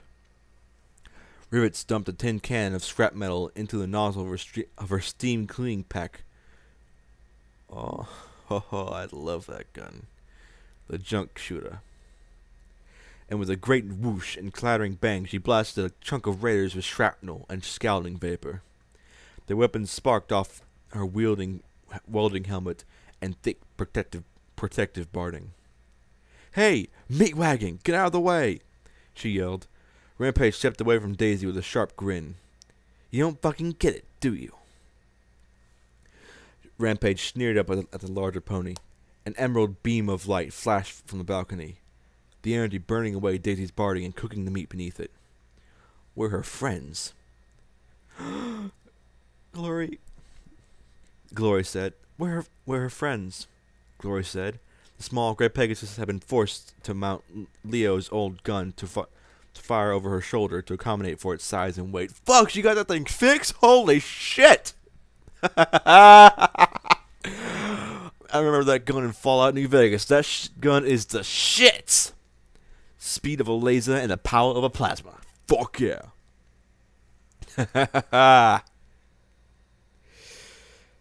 There was a purple flash behind Daisy, and the Kunai appeared inside her sphere. The minigun motor already purring at speed above her. That means... P-21 knelt beside me, forcing a stable rejuvenation potion into my lips as he glared at Daisy. She doesn't have to fight alone. He gave me a shaky little smile, as he looked down at me. Right? Right. I slowly crawled back to my hooves as the rest of the raiders rallied around Daisy. The giggling mass was armed, armored, drugged, and crazed. Even with them outnumbered by me and my friends, it was a daunting task. But for the survival of the stable, it'd be finished. The final battle for Stable 99 was on. The atrium roared as thunder as both sides tore into the other with reckless abandon. The raiders, with their diseased aggression, furiously took hit after hit for the pleasure of hearing the screams of the stable dwellers. But 3 weeks of fear and deprivation had eaten away at the other stable ponies' fear and doubt. And there wasn't a single pony here who wasn't ready to fight and die for their home. Does anyone else get reminded of Braveheart with this? Freedom! The close quarters and deadly weaponry swiftly took their toll. But when one of the stable ponies fell, their fellow ponies were dragged into safety and administered healing while the others fought on. If one ran out of bullets, another would spare a clip. And the raiders fought as individuals, brutally but alone. Even Daisy, snatching weapons from whatever raider she came across, might as well have been by herself for all the help she gave to the rest. Ponies, decent and civilized ponies, would win the day for once. For once, the wasteland would lose. Fuck yeah. Perhaps she saw the inevitable, but her disfigured barding covered in gore as her lips foaming from the drugs pumped through her system, Daisy leapt forward in the final charge. She had the strength and frenzy to kill plenty of ponies before she was finally dropped. We weren't going to give her that chance. From the balcony above, a stream of emerald light flashed down across her frame. Lacunae's fingers of flaming metal washed across Daisy and every raider that joined her in a final charge. With a deft toss, P-21's fragmentation grenade bounced under her and exploded directly behind her, shredding her legs. But as momentum threatened to carry her into our lines, Rampage charged forward into the fire and reared up, shifting every bit of strength in her frame. Shoving with every bit of strength in her frame. Daisy reared on bloody legs as gunfire bit and cut into her before finally they crashed to the side. The giggles rose to hysterical levels as something broke within the raiders, and they milled, fighting with each other more than us. I slumped as the adrenaline receded, leaving me weak and shaky. I approached where Daisy had fallen, her bloody, broken, and riddled, her body blooded, her body broken and riddled with holes as her blood pooled beneath her. So, is it over? She gasped, sucking in short, shallow breaths as she looked up with her jaundiced eyes. I lay down next to her, pushing off the goggles and nodding. Good. She panted softly with a smile. You saved me, Blackjack. Her eyes twitched as she took one last hiccuping breath, and then slowly relaxed, her pupils expanding in some final semblance of sanity, of peace. Take care, Daisy, I muttered softly, my magic closing her eyes. Goodbye. Sometimes, to save a pony.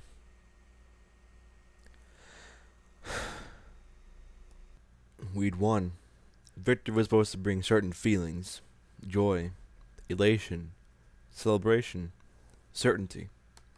Certainly, every pony in the stable felt this to some degree. But a third of the stable was dead. There was no celebration for that, and I was so exhausted that it was all I could do to shrug out of the rancid security parting, take another healing potion, tell Rivets at midnight to dump the bodies outside, and crawl to my room. My room. It was just as messy as I'd left it, with coveralls all over the floor, stale food chips lying in bowls on the bed, crumbs everywhere. There was a definite stale pong in the air I'd never noticed before. Slowly, I crawled over onto the mattress with a groan. There was so much to do. I needed to check on P-21, Rampage, Glory, even make sure Lacune was alright. I had to find out who lived and died. I had to talk to Rivets at midnight about the males and how they couldn't be used that way anymore. Contact Megamart. Instead, I fell flat on my face, asleep. Some pony was touching me. It wasn't a painful touch, but it was decidedly unusual. There was a very faint chemical smell, too. If you're planning on gassing me, can you please do it quickly? I mumbled. I'm way too tired and sore to draw this out. There was a familiar eep, and I glanced back at a blushing Glory as she pinched the rag between her hooves. A small metal flask of turpentine rested beside her. I was, just uncovering your cutie mark, she said as she pointed at the exposed cards on my flank. Oh, I replied lightly. Well, carry on, I said, closing my eyes with a wry smile. Blackjack? Glory asked me in her soft, timid voice. Mm-hmm, I asked, as she teased Marmalade's hide off my rump. I'm sorry about your friend, she said quietly.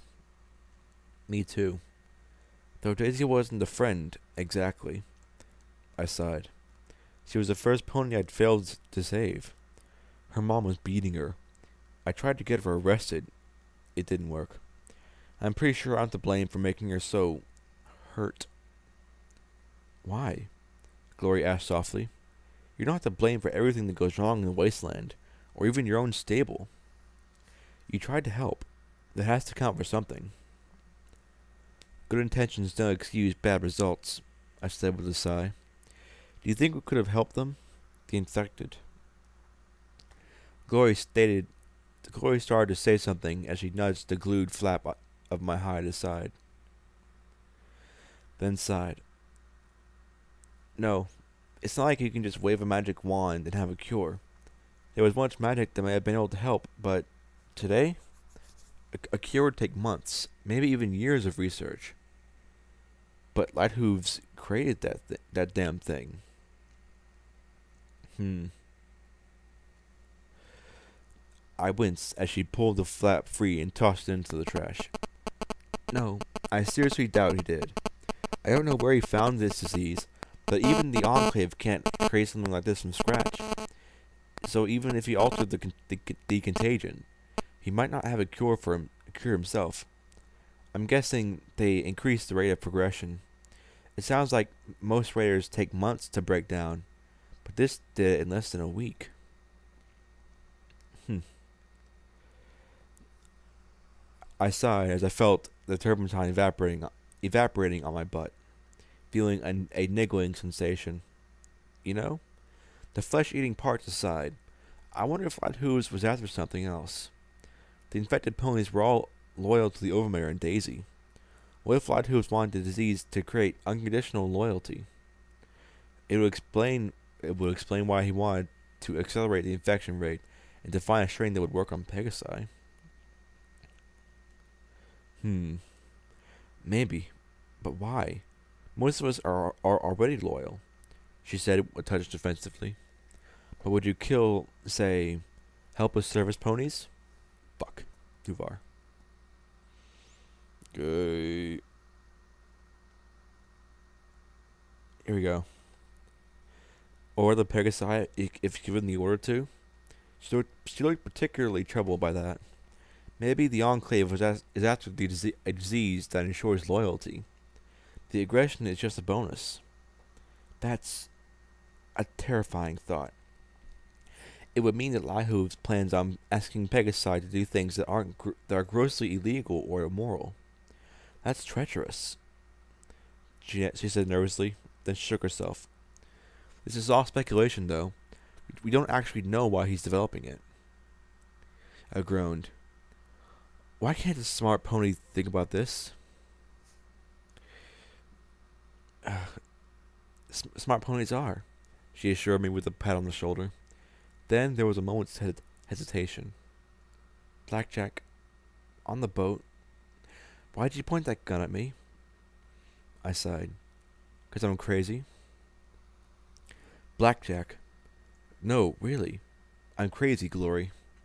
I sat up with a groan, looking back at her. For the past week or two, I've been seeing a pony. This pale buck. He comes and goes, but he's always talking to me. Taunting me.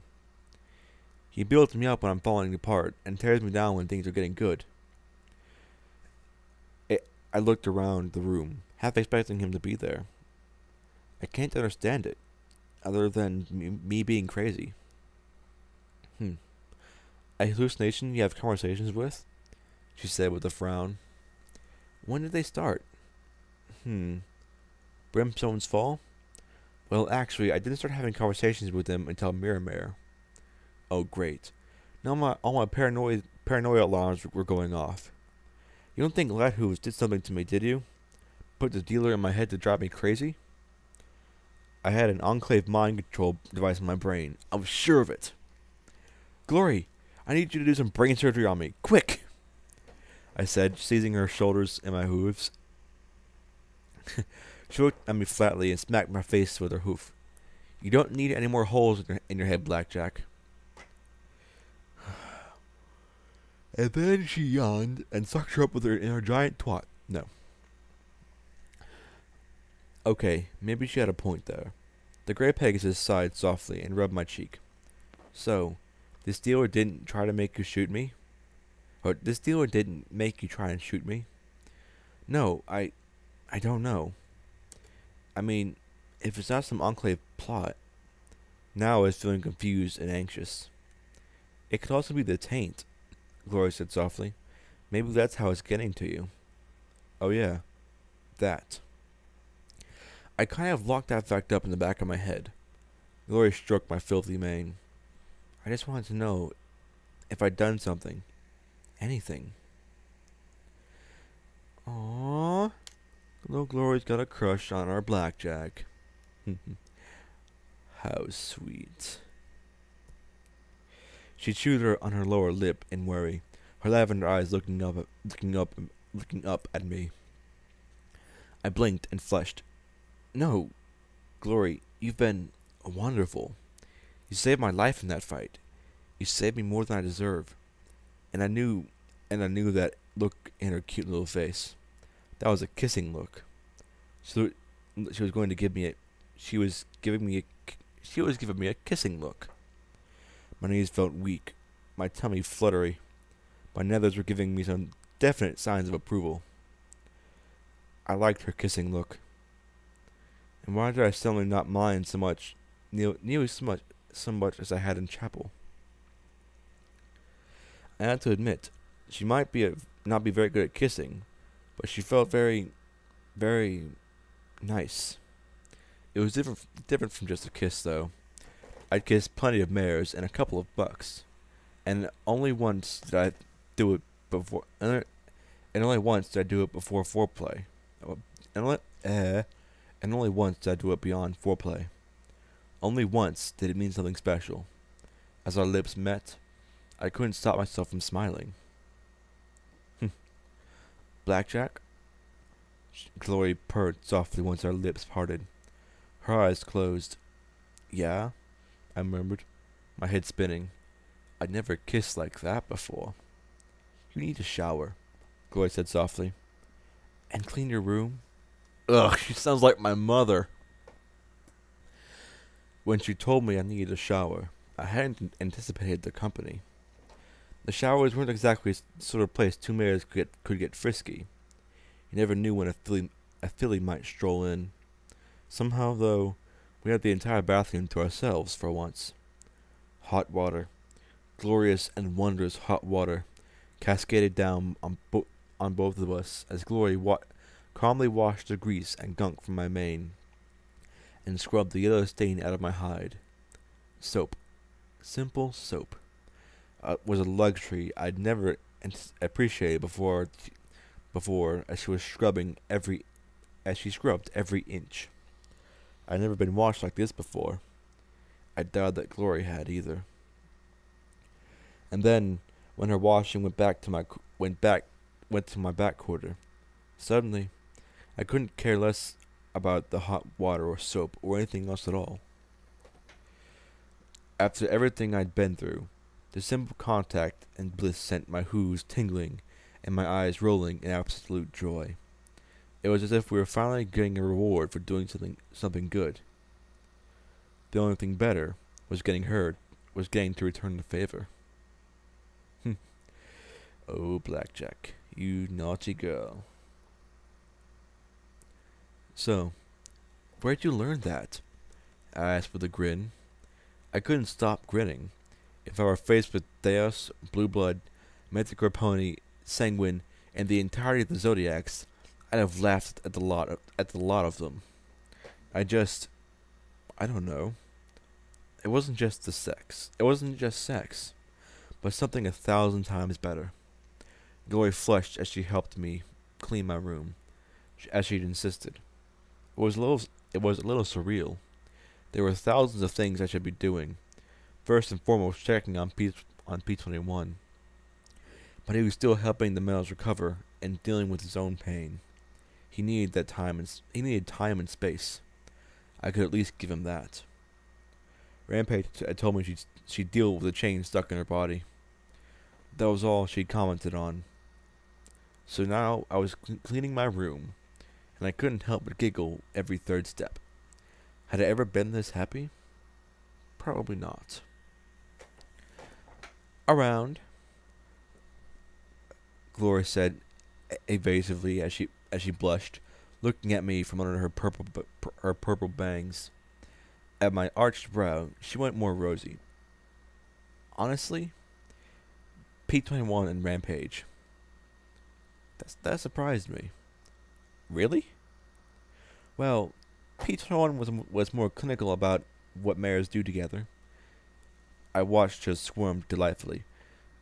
Rampage, well, she'd really been around. I thought my coat would turn pink when she tried demonstrating zebra tantric sex positions. Zebra tantric sex positions.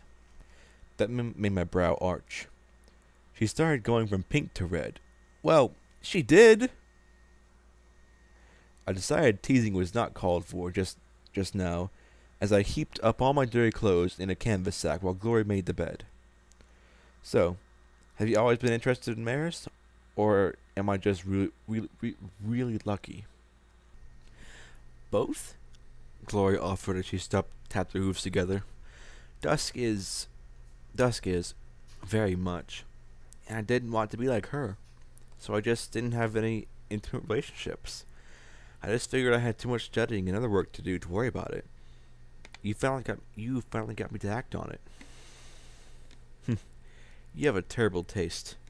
I'd probably be the last Mary you should have done that with. I can introduce you to Midnight, though, I said with a crooked little smile. Don't do that. Don't do that, she told me softly. Huh? I done something? Don't tear yourself down like that. Even if you're joking. I'm glad to finally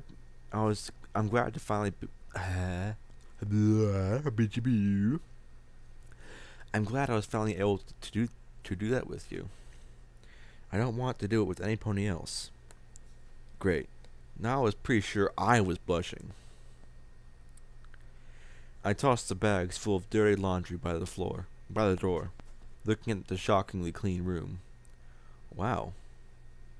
If Mom knew it had taken 3 weeks in Wasteland to get me to clean my room, she'd have thrown me out of the stable years ago. Mom. Suddenly all the happy feelings started to slide away as I sat on the floor beside the bed. Do you want to talk about it? Gloria asked as she reached out to stroke my cheek. I couldn't help it. I closed my eyes and leaned into her caress, even as I felt the tears run down my face. I don't know. I don't know how to feel right now. I'm sad she's gone. I'm mad she was killed. I don't feel much satisfaction from killing the overmare or Daisy. It's just, I don't know. I finished lamely. I was so excited to think I'd finally get to see her again. Tell her everything I've learned. Show her that I really was the security mare she wanted me to be. But I can't. There's so much that we'll never get to talk about now. I sighed as I sat up a little more and hugged Gloria closer to me. I don't know if she knew that I loved her before I left. I never will. Now I never will. She knew. She knew, Gloria replied with a smile. You're not exactly the best at hiding your emotions. I feigned indignance. I'll have you know, I'm one sneaky, lying pony when I want to be. Her wings stroked my horn. Oh, sweet Celestia. She could do that all night and day if she wanted to. But when you don't want to be, you're pretty obvious, Blackjack.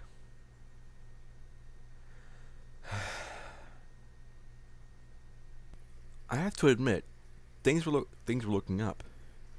I had an honest to goodness mare friend, and an inkling of why Midnight never said yes to me. The males were free, well, sort of. Breeding rotations were suspended, and as soon as Rivets and I could get something concrete down, they'd be abolished. The males, starved to the point they could barely walk, were being treated by the very medical staff that tormented them their whole lives. They flinched when I tried talking to them, and for the most part just ate their algae slushes and tried to recover as best they could. That left P-21. The one that got away. I love that. Hey, I said as I fumbled as I found him in medical. Calming three colts who were still not convinced the mares weren't going to kill them all. He flinched at my voice, and he looked back at me with wary eyes. He was trying to coax them into eating real food, but they weren't convinced his apples and carrots weren't some bizarre poison from outside.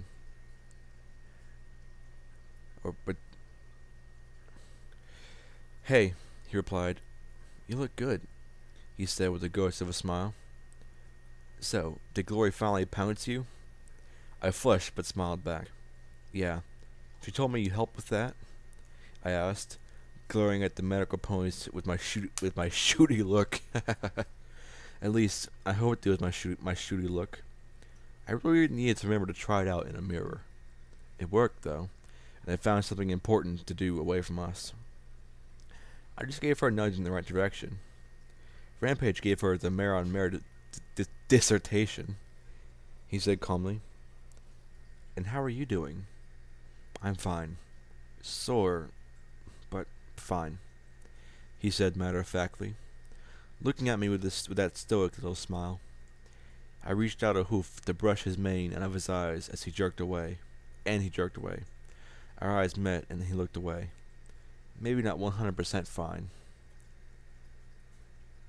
You'll talk to me if you need it, I asked, and he nodded.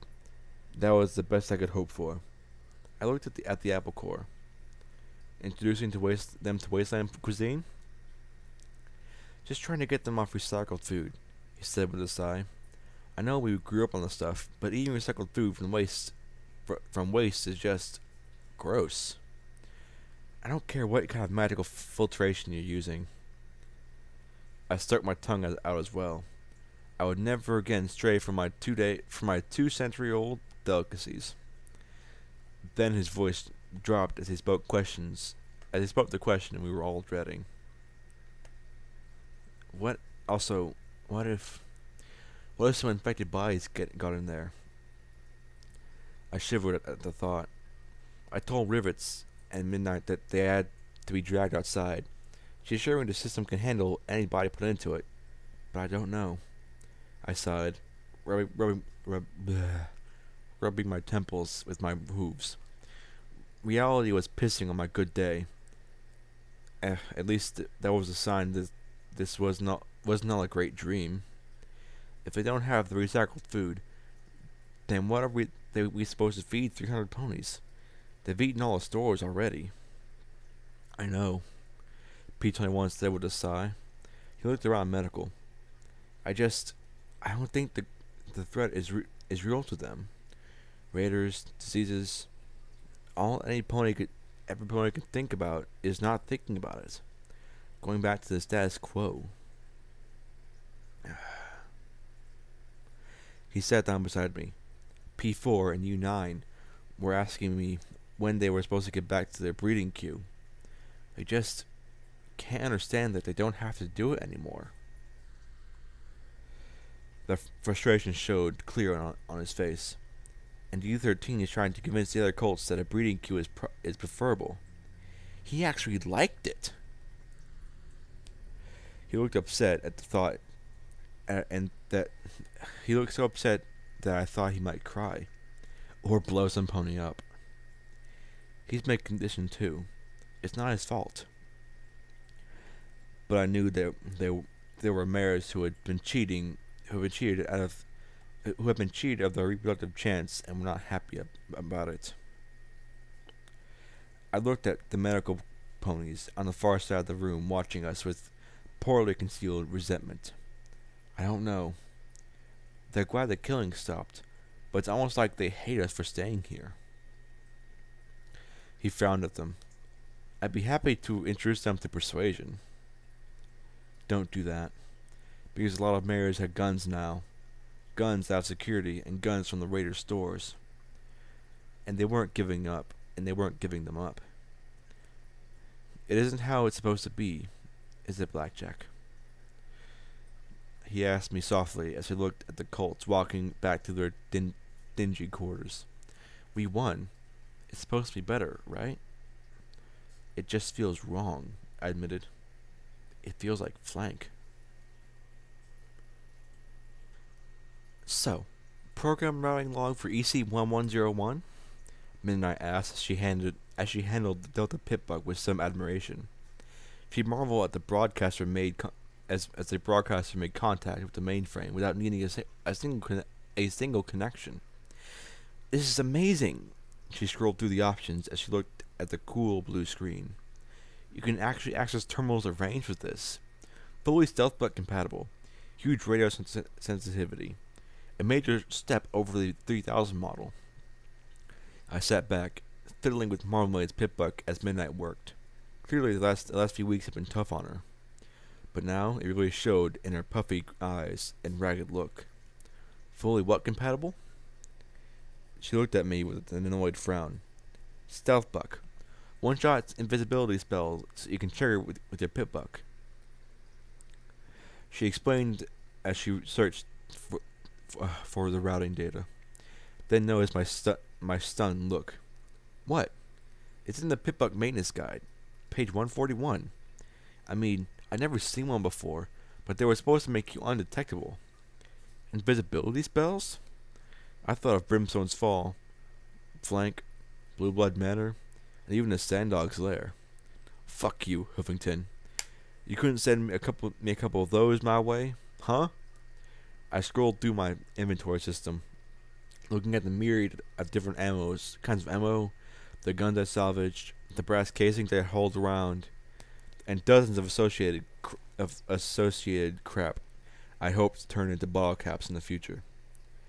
And there, right near the bottom of the list, Stealthbuck X2. I gritted my teeth to suppress a scream. Have I mentioned that I am not a smart pony? Not at all.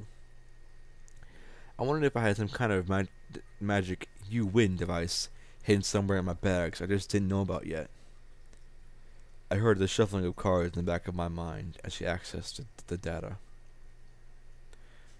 So, where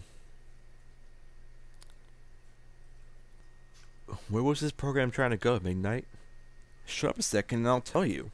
She snapped, then frowned. Sorry, tired. She looked at the terminal. I can tell you where it's been. Every ministry hub in Canterlot. Stabletech HD and HQ in Philadelphia. Someplace called Mary Pony. Tin Pony Tower and the MOM hub in Manhattan. Helping Home Clinic. Half of the MASEBS network. Stable 1 through 7, 19, 14 and 15, 18, 24, 29, 45, 60, 73, 78, and 99. Its next destination was Mass Base Broadcast Tower 14. My navigation tool brought up an icon almost due southeast. I looked at a list on the terminal. Twilight Sparkle. Location unknown. Search timeout. Denied. Applejack. Stable 2. Blocked by Stable 2 special protocols. Denied. Rainbow Dash. Location unknown. Search timeout. Denied. Fluttershy. Location unknown. Search timeout. Denied. Fluttertree. Rarity. MOP hub. Cancelot. Deceased. Denied. Pinkie Pie. MOM hub. Manhattan. Deceased. Denied. General Stonehide. Cancelot Command Center.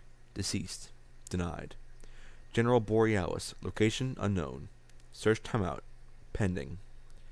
General Shimmerstar. Huffington Command Center. Primary check in progress. Pending. Chief Justice Fairhart. Fluttershy Medical Center. Primary check uninitiated. Pending. Director of OIA Horse. Bronco HQ. Huffington. Primary check uninitiated. Pending. Descendant protocol. N/A. Error.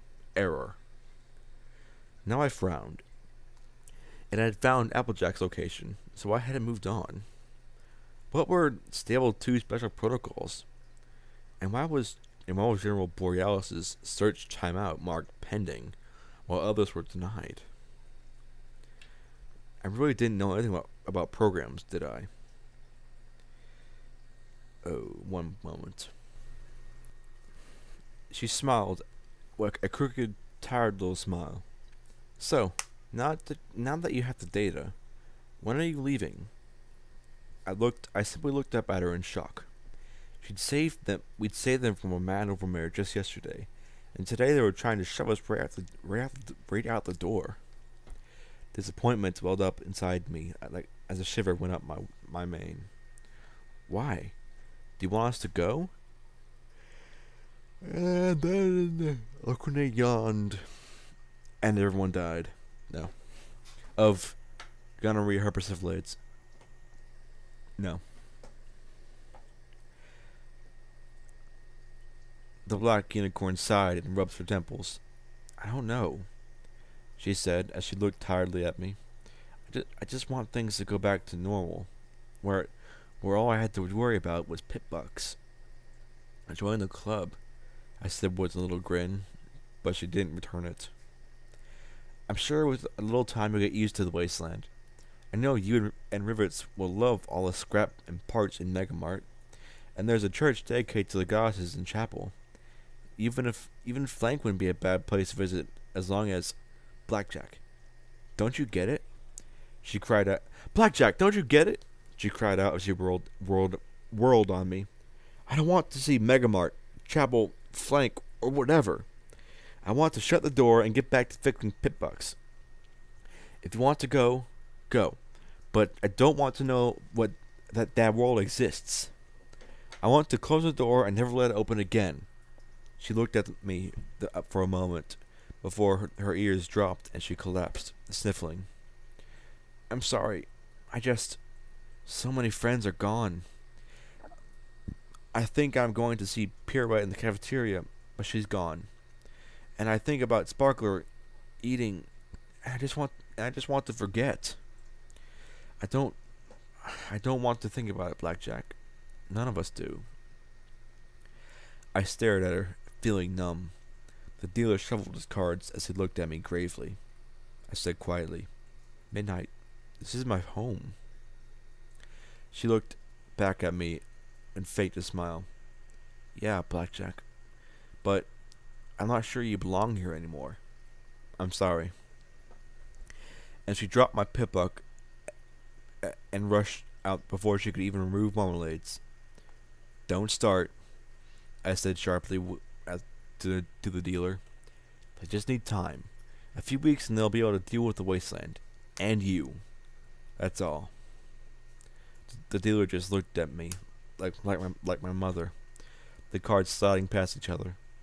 He just looked at me with that patient, sad expression.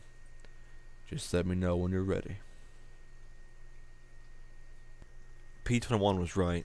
It was turning into Flank all over again. My friends all found themselves increasingly isolated. Lakune walked like a purple ghost through the halls, scattering the stable ponies in her path. Even with her wings hidden and minigun put away, they avoided her like death itself. Rampage found herself consumed by boredom as he tried to engage stable ponies and found them shying away.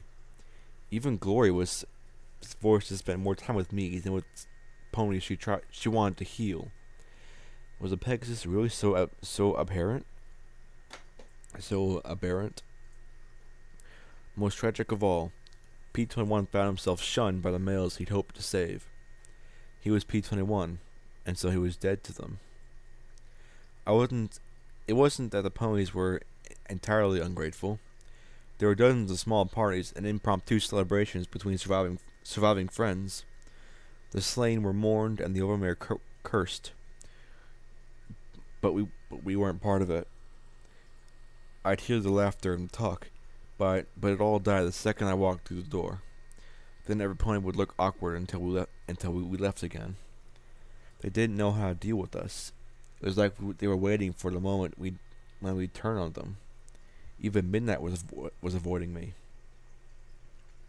Rivets became the de facto overmare. I tried to spend every minute I could convincing her to send ponies to Megamart, trade for things the stable needed. I even echoed Ballcap's little "Trade will save the world," the "Trade will save the wasteland" speech. But the grey mare just muttered and gave a half-hearted "We'll see." That always means no.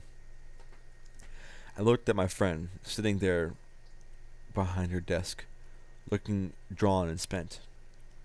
Rivets. You can't keep Stable 99 bottled up anymore. The systems are falling apart. She rubbed her bloodshot eyes. Ugh, you sound just like the overmare. She slapped her hooves down the desk. Do you think I don't know the stable, Blackjack? I know every pipe, every wire, every talisman, everything. I don't care what the data says.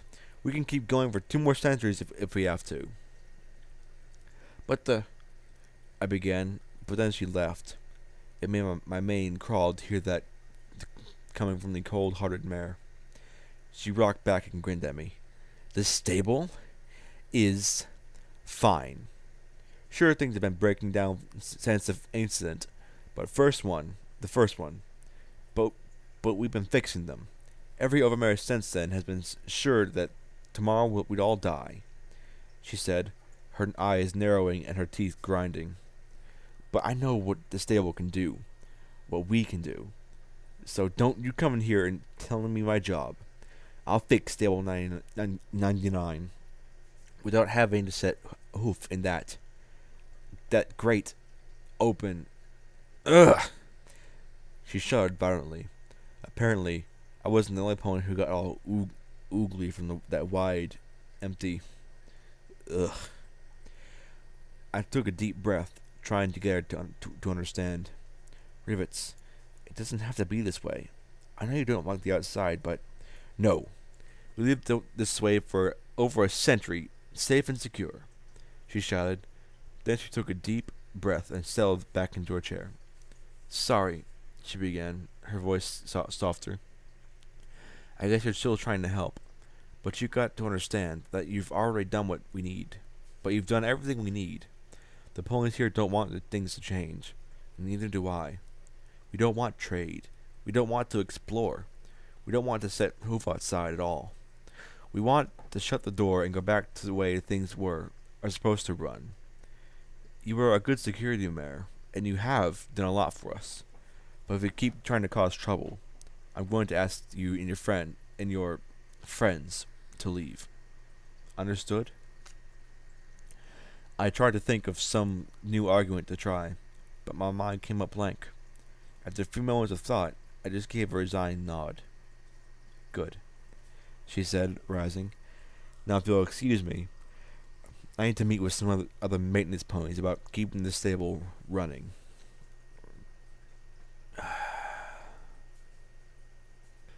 I found myself in the atrium, alone in the largest community gathering space in the stable. Ponies entering would take one look at me and then promptly continue to someplace else. I found myself reading Rivet's book, Duck and Cover, an equestrian patriot's guide to survival. Really, it was more a guide to blowing stuff up. The copy had been highly annotated. Napalm. Add a cup of cinnamon oil per 5 gallons of the mix. Zebras can't stand the smell. See if you can mix a little magnesium with the C4. Boom and flash trumps boom. A photographer showed a unicorn mare and an earth pony, Buck, standing in front of a crater, grinning at the camera. There were remains of what appeared to be dragons littering the rim. A little note was written at the bottom. What else did you expect from the Ministry of Awesome? I smiled as I flipped through, looking at the looking for other little notes. There was a drawing of a building with arrows pointing at the base. Set charges here. Another of a bridge over a river, and the comment, "They'll never see us coming." There were diagrams of zebra factories, towns, waterworks, and bases, all with notes of what to sabotage or blow up.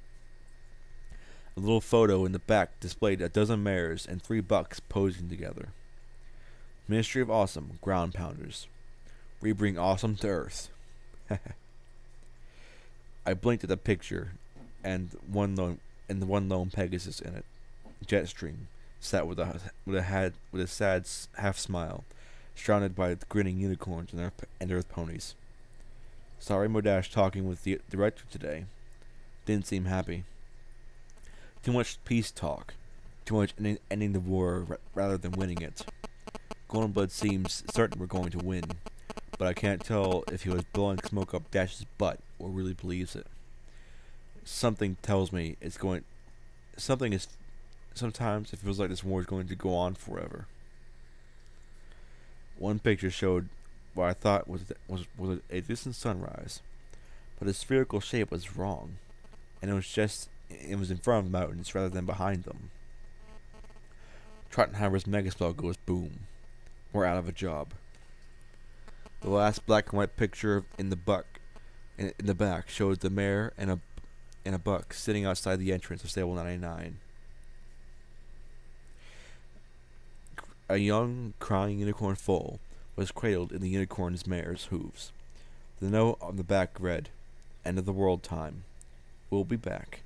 Cartrick's playing security now, and I'm fixing machines instead of breaking them."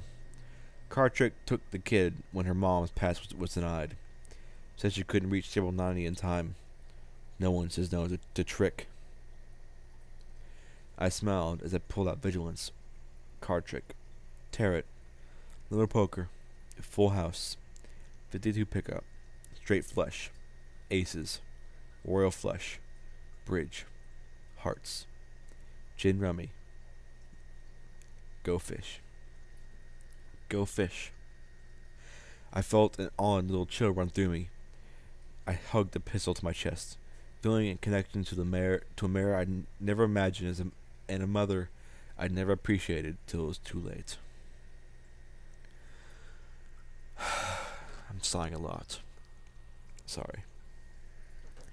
Only 2 days later, the ponies who wanted to spend any time with me at all were my friends. Every eye looked at us with fear and suspicion. Sometimes I'd see another ponies and wonder if they were going to try and force us to leave. We were reminders of the outside world, alien and dangerous. I was healed up. Glory had gotten her AER-14 to work. Rampage had extracted the chains from her with the assist of a winch. The less I knew about the details, the better. And Nakune kept looking at me expectantly. I just knew the goddess was wanting to call a favor due. P21 didn't even try to talk to the males anymore. He was sleeping on my couch. Eventually, Nakune excused herself. She waited on the surface. She wait on the surface. I suspected she needed a good dose of enervation to put some distance between herself and the goddess. The third day after the attack, I woke up to find a petition taped on my door. Request for Blackjack and Company to depart stable. I counted 100 names before I gave up. Midnight was right there on the first page. I curled up with the Glory on my bed. The paper tossed aside as I nuzzled her neck. We'll go tomorrow. I'm sorry, Blackjack. I know what it's like to want a home. Gloria said softly. She knew far better than I did. I'd held her more snugly, knowing what she'd lost. Mom was dead. My old friends were dead, or I decided I reminded them of things they wanted to forget. My friends were unwelcome. It was time to go.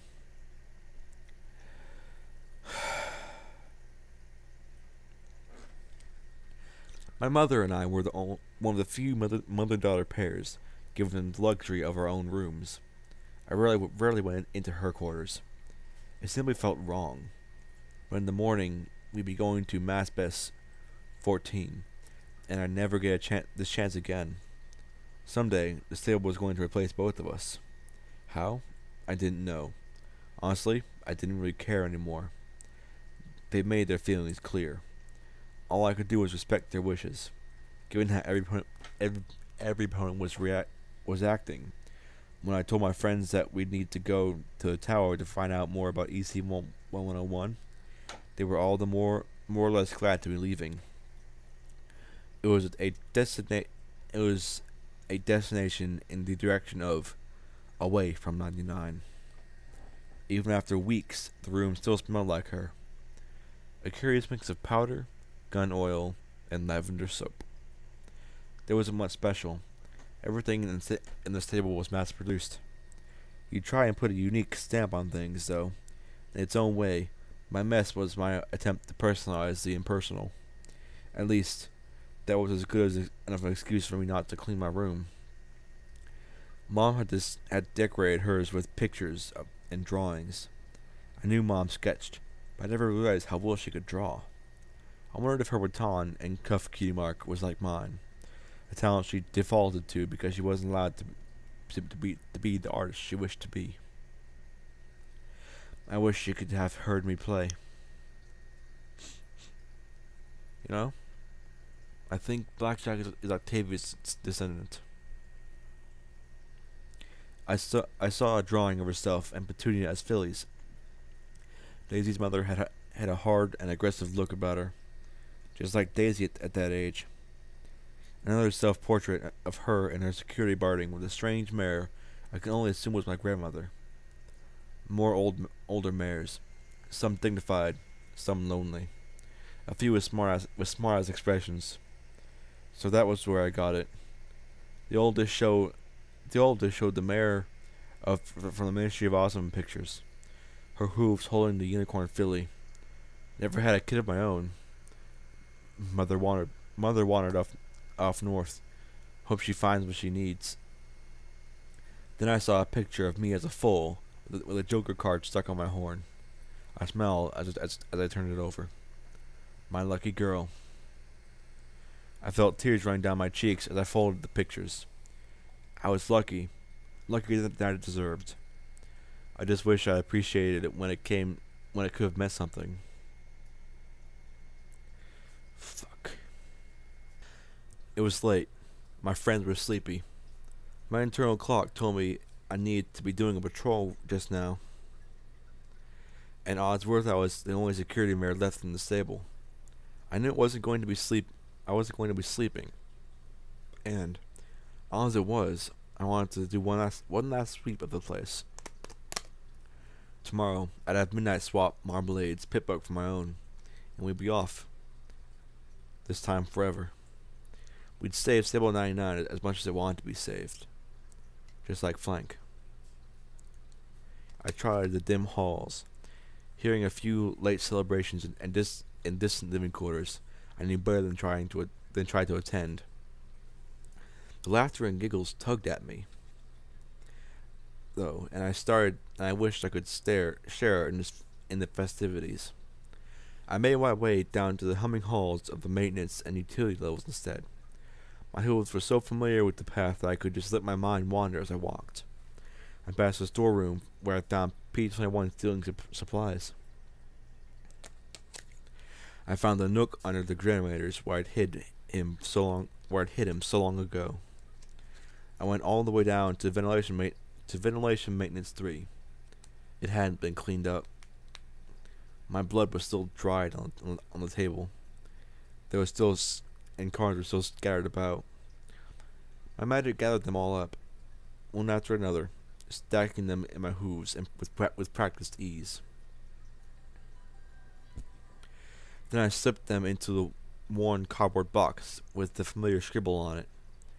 It was something often done by the young in stable to claim some trinket or toy. Property of Tarot. Tarot. Then there came a muffled crump and a resounding pop from a hiss from somewhere else in the labyrinth maintenance level. No alarms though. No alert on the radio channels. I slipped the cards into my pack and quickly rushed in the direction of the hiss. A foul reek of decay filled my nostrils as black water crept along the floor. Bio-waste recycling tanks number 2 was on the door. Inside there were 2 enormous metal tanks as high as me, 4 times as wide, and almost as long as the room. Numerous pipes marked with faded labels ran to and from each tank. From a burst seal sprayed the noxious grey water. I gagged from the stench. I knew that seal wouldn't hold, a young mare shouted around a monkey wrench clenched in her jaws as she entered from behind me. She raced past the and climbed the stair to reach the spray. her brown utility body quickly took on a dark stain from the water. "Close the number 4 valve," she yelled as she tried to tighten the bolts around the spraying connector. I looked around cluelessly until I saw her waving a hoof in the direction of some big wheels on the wall. One had a number 4 on the pipe above it. The wheel glowed as my magic turned it. The spray increased, and the filly shrieked, "Close the valve, not open it!" I yelled my apologies and reversed the direction. What? It wasn't like the damn thing was labeled. With the valve closed, the spray slowed to a trickle. I knew the system was overpressurized. I knew there was too much methane. But did they listen to me? No. What happened? I asked my body, adjusting to the sweet and sour reek enough to avoid gagging. What usually happens when somebody tries to eat 10 times more than they should. It ran out of space to put stuff. Damn thing built up too much methane and burst the seal. Just like I told them it would. She said as she tugged on and yanked on the wrench. Of course, it's not like the morning crew can deal with it. Oh no, best leave it to the new girl. And that way, when the system is fucked in the ass, everyone will know who to blame. I couldn't help myself. What's your name? What's your name?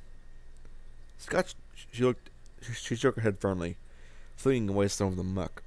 Scotch tape. Oh, fuck.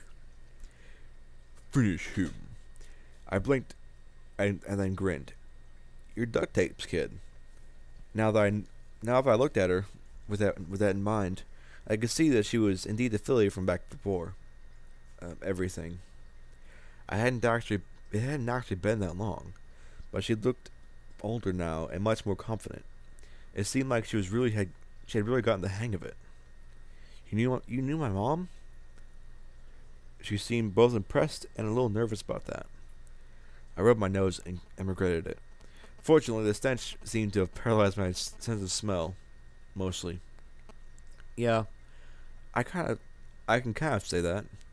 If it wasn't for her, I would never have gotten the chance to leave. She gave me a crooked sort of smile. Underneath the filthy overalls, she was a lot like her mom. Kitty, hey kitty, oh, meow, meow. I'm gonna stop that. Not beautiful or pretty, but cute with her blue mane. Yeah, I can only imagine how awesome that would be. Oddly, I was both touched and inspired by her attitude. She was the first I come across that didn't treat the outside with suspicion. What can I do to help? Going to have to vent the excess pressure, she said as she looked at the massive metal tank and wiped the foul filth off her mouth. Do you want it to explode, or do you want it to puke? What the hell kind of choice is that? I asked, wondering if I should run and get rivets. Now explode. Open the valve marked purge and say goodbye to your lunch, she said grimly as she pointed at a large, open-ended pipe at the base of the tank. She hopped down on to one side, and I stood on the other. Together, we struggled, and then there was a pop, a hiss, and black, foamy water began to spray out. The reek was so intense that I doubled over and gagged, puking into the sludge spraying out around our hooves. Yeah, nothing like bio-waste and digestive talismans, she said as the flow continued for several minutes. Then she rapidly wrenched shut the valve. The flow cut off, the knee-deep fluid dripping out as it spread out in its nasty tide of goo. The filly slogged through and turned the vents to full blast. Okay, now we probably won't blow up. Probably. Lots of methane coming out of the digestion vats. And best not to stand in it too long. She gave me an insolent grin. Then, Though when this smell hits the living quarters, you know morning shift will be will finally be down here doing their damn jobs, not living up to the new girl. You've got a hell of a way to get help, I said, spitting out a chunk. She gave me a friendly grin back, the first I received in days. Serves them right, dumping me down here while they have fun upstairs. And being bottom of the pile means they can't bust me any lower. I like this fella's attitude. Oh, what the hell is that shit? Okay. Dark lumps appeared on the floor. The sludge slowly receded around, and my mane began to itch. Badly. What is that? I asked as I lifted up one of the lump on my hooves. I stared at the broken half of a skull. Oh no. No. Rivets, what have you done? The lumps were bones of ponies. Dozens and dozens of recently killed ponies. Yeah, I guess I thought the recyclers were up to it. I guess the old gray mare was a little pissed that security with that security what's her name told her to dump them outside. It's been blowing stills and filters for days though. Sending a body through is no big deal, but dozens? Forget about it. For the last 3 days, Stable 99 have been gorging themselves on disease-infested food. My legs went weak as I slumped against the wall of the tank. Have you been eating the food above? No. Me? No time. Roots dumped evening and night shift on me. I haven't even seen my bed since the liberation happened. She said sourly. Been eating old box shit. Why? She saw my face, and concern bloomed in her eyes. It made sense. Like likes like. None of my friends where I fit in. The filly wasn't infected. This filly wasn't infected. We were being driven off and isolated. I gave her a tired smile. Look, you want to do the stable a favor? My friends and I are going to be heading out soon. Really soon. There's a place called Megamart that's got tons of stuff the stables need. The stable needs. And you're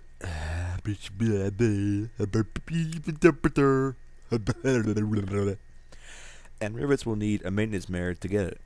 Wanna come along? It'll get you out of cleanup. She looked at me skeptically. Are you serious? Outside? Like outside? I'm serious, I said with complete sincerity. Get anything you need and meet me at the stable door. You have 10 minutes. Don't eat anything. Nothing. Do you hear me? She stared at me in shock, then nodded. 100 wares had decimated Hoofington. What went almost 4 times their number due. God damn it, Blackjack. This is not going to end well. I'd almost reached the stairs up the next level when a gray blur slammed into me. My mud-slicked hide sent me sliding several feet to hit the wall. Fortunately, not very hard. I looked up to see Rivets glaring down at me in the dim light. The other maintenance ponies behind her gripped wrenches and hammers. And they were looking at me like I was the leak. So, you not only think you know a stable is better than me, now you think you can do my fucking job? She hissed at me. Or maybe you're down here trying to make work for me. Is that it? Trying to force us all out of the stable? I struggled with my hooves, the muck making standing a disgusting challenge. Rivets, you put the wares in recycling. I said, I'm sorry. When did you become the overmare again? I stared at her in shock and snarled. We've put ponies in there for years. Nothing happens. My eyes widened in horror. Rivets, you've exposed every pony here to the disease. There is no disease! She shouted. This is just you trying to drag us out of our home and into the wasteland. To starve. To die. She spat in my face. That's why I think of your disease. I've made sure every pony is well fed and safe. And none of us are sick. We're fine. No, you aren't. You aren't, and you're getting worse by the minute. Rivets, I've seen the wares outside. You need... What? At this point, what could I do? What could any pony do? Need what? She suddenly broke into peals of giggles. Trade? You think we want to fucking trade? We have everything we need right here. We don't need trade with the outside. We don't need anything from them. And we don't need you. I felt a chill wash through me from my horn to my hoof. Rivets. But what could I say? She'd placed her faith completely and utterly in her work and the stable systems. Get out. You've broken enough things here. Now get out before you kill us all.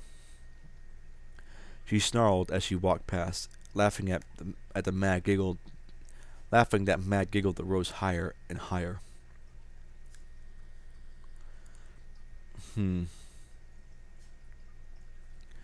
I stopped only long enough to shower the majority of the gunk off myself before I returned to my quarters. Every pony, get your stuff. We need to get going now.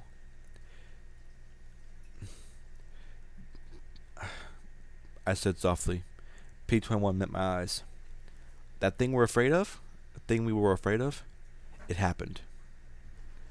Her horror blossomed on his face. It's infected? The whole food supply. They've been exposed to it for days. 3 square meals a day.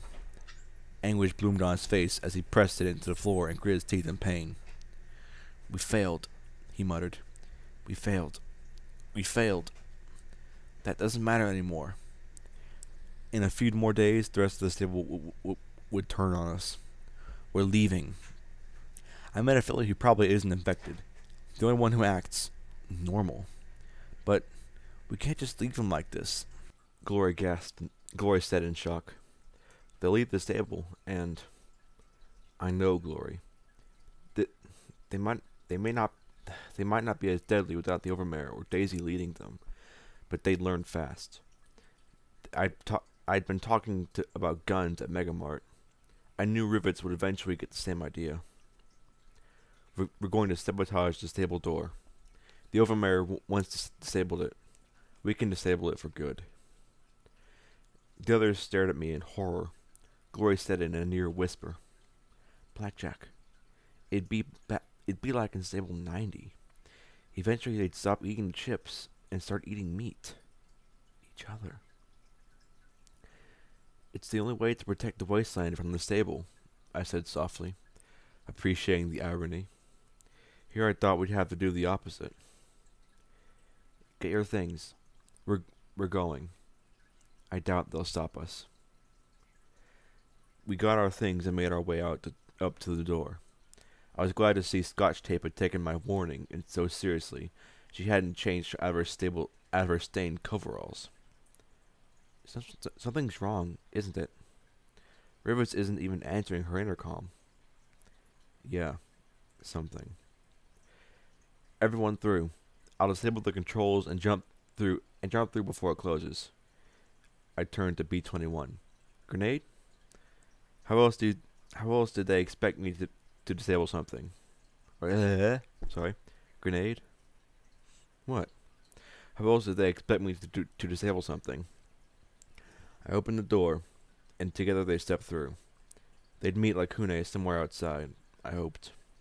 Then I hit it a second time, and ran to the entrance as the door once again started to close. The dealer stood beside me, with sadness in his eyes. You don't have to do this, Blackjack. Yes, I did. My glowing eyes met Glory's. I smiled. Her eyes went wide as I levitated out the Delta pit buck and threw it through the closing door along with my bags. The rest looked at me and looked on in shock, and Glory screamed my name. Then the door closed in my face, the dealer fading away with a sad sigh. Wait, hold on. She throws away the Delta pit buck, and the dealer starts to fade away. Why didn't he stick around?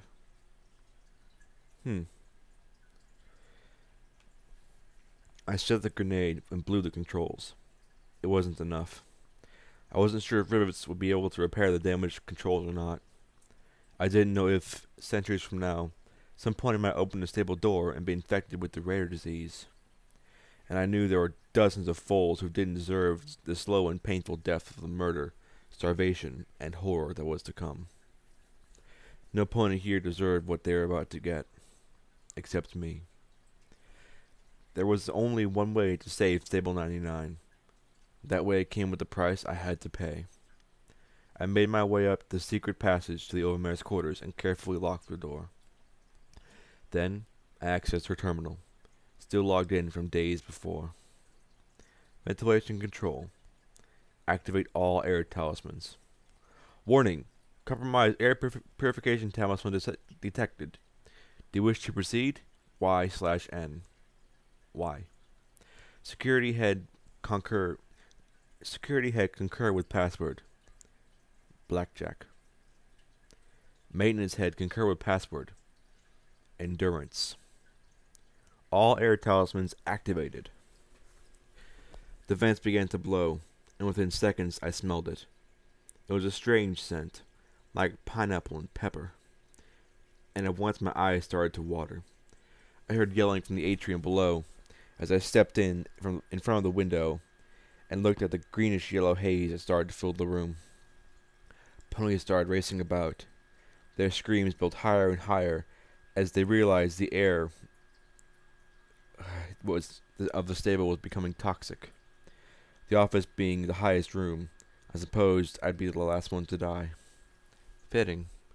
I knew exactly what Buttercup had felt as she stood there, watching her stable die over a hoofful of weeks. This would be over in a matter of minutes. I saw 2 foals and a filly stagger and fall prone as tears ran down my face. Males who'd experienced just a few brief gasps of freedom now lay where they fell, scratching and clawing at their eyes as they gasped at the poisonous air. Rivet staggered out of the cafeteria and looked at me, the betrayal etched in her rugged face, fresh bite marks on her flanks. There was no forgiveness for this, no atonement. Midnight staggered out onto the atrium balcony, her eyes already starting to yellow as they stared at me in rage. Even as she slumped against the metal rail, fighting to breathe as the poison gas built. No pony would ever set foot in Stable 99 again. A minute more, and it'd be over. My eyes watered as my lungs burned. Suddenly, there was a purple flash behind me, and I heard the goddess's voice as clear as day. We had a deal, Blackjack. Fuck, man, it's like a deal with the devil. He's just coming for you. No! No, no, no, no! I screamed as she wrapped her hooves around me. I blasted her purple high with magic bullets. Blackjack! You murderer! Midnight screamed, and I was stolen away in a purple flash. The words echoed in my mind. The only death I couldn't give was to the only pony who deserved it. Myself. Footnote. Level up. Perk added. Intense training. Fuck, I'd bet. Your recent experiences have gained you a +1 to your endurance. Quest perk added. The power of friendship. When fighting alongside your companions, you receive an additional 5 damage threshold and 10% damage and 10% damage inflicted. Damn. Huge Arthur's note.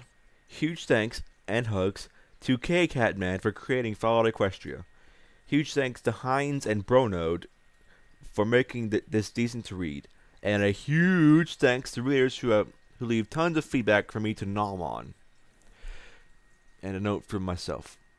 I am dreadfully sorry that I have gotten this out so very late. My hiatus is inexcusable, but, well, let's just say my entire life the shit hit the nearly literal fan. Oy. From inflamed nerves to power outages to, hell, a month of no internet at all. Thank you all for sticking with me. And thank you, I forget your name, for that wonderful... One moment. This guy actually deserves a recognition here.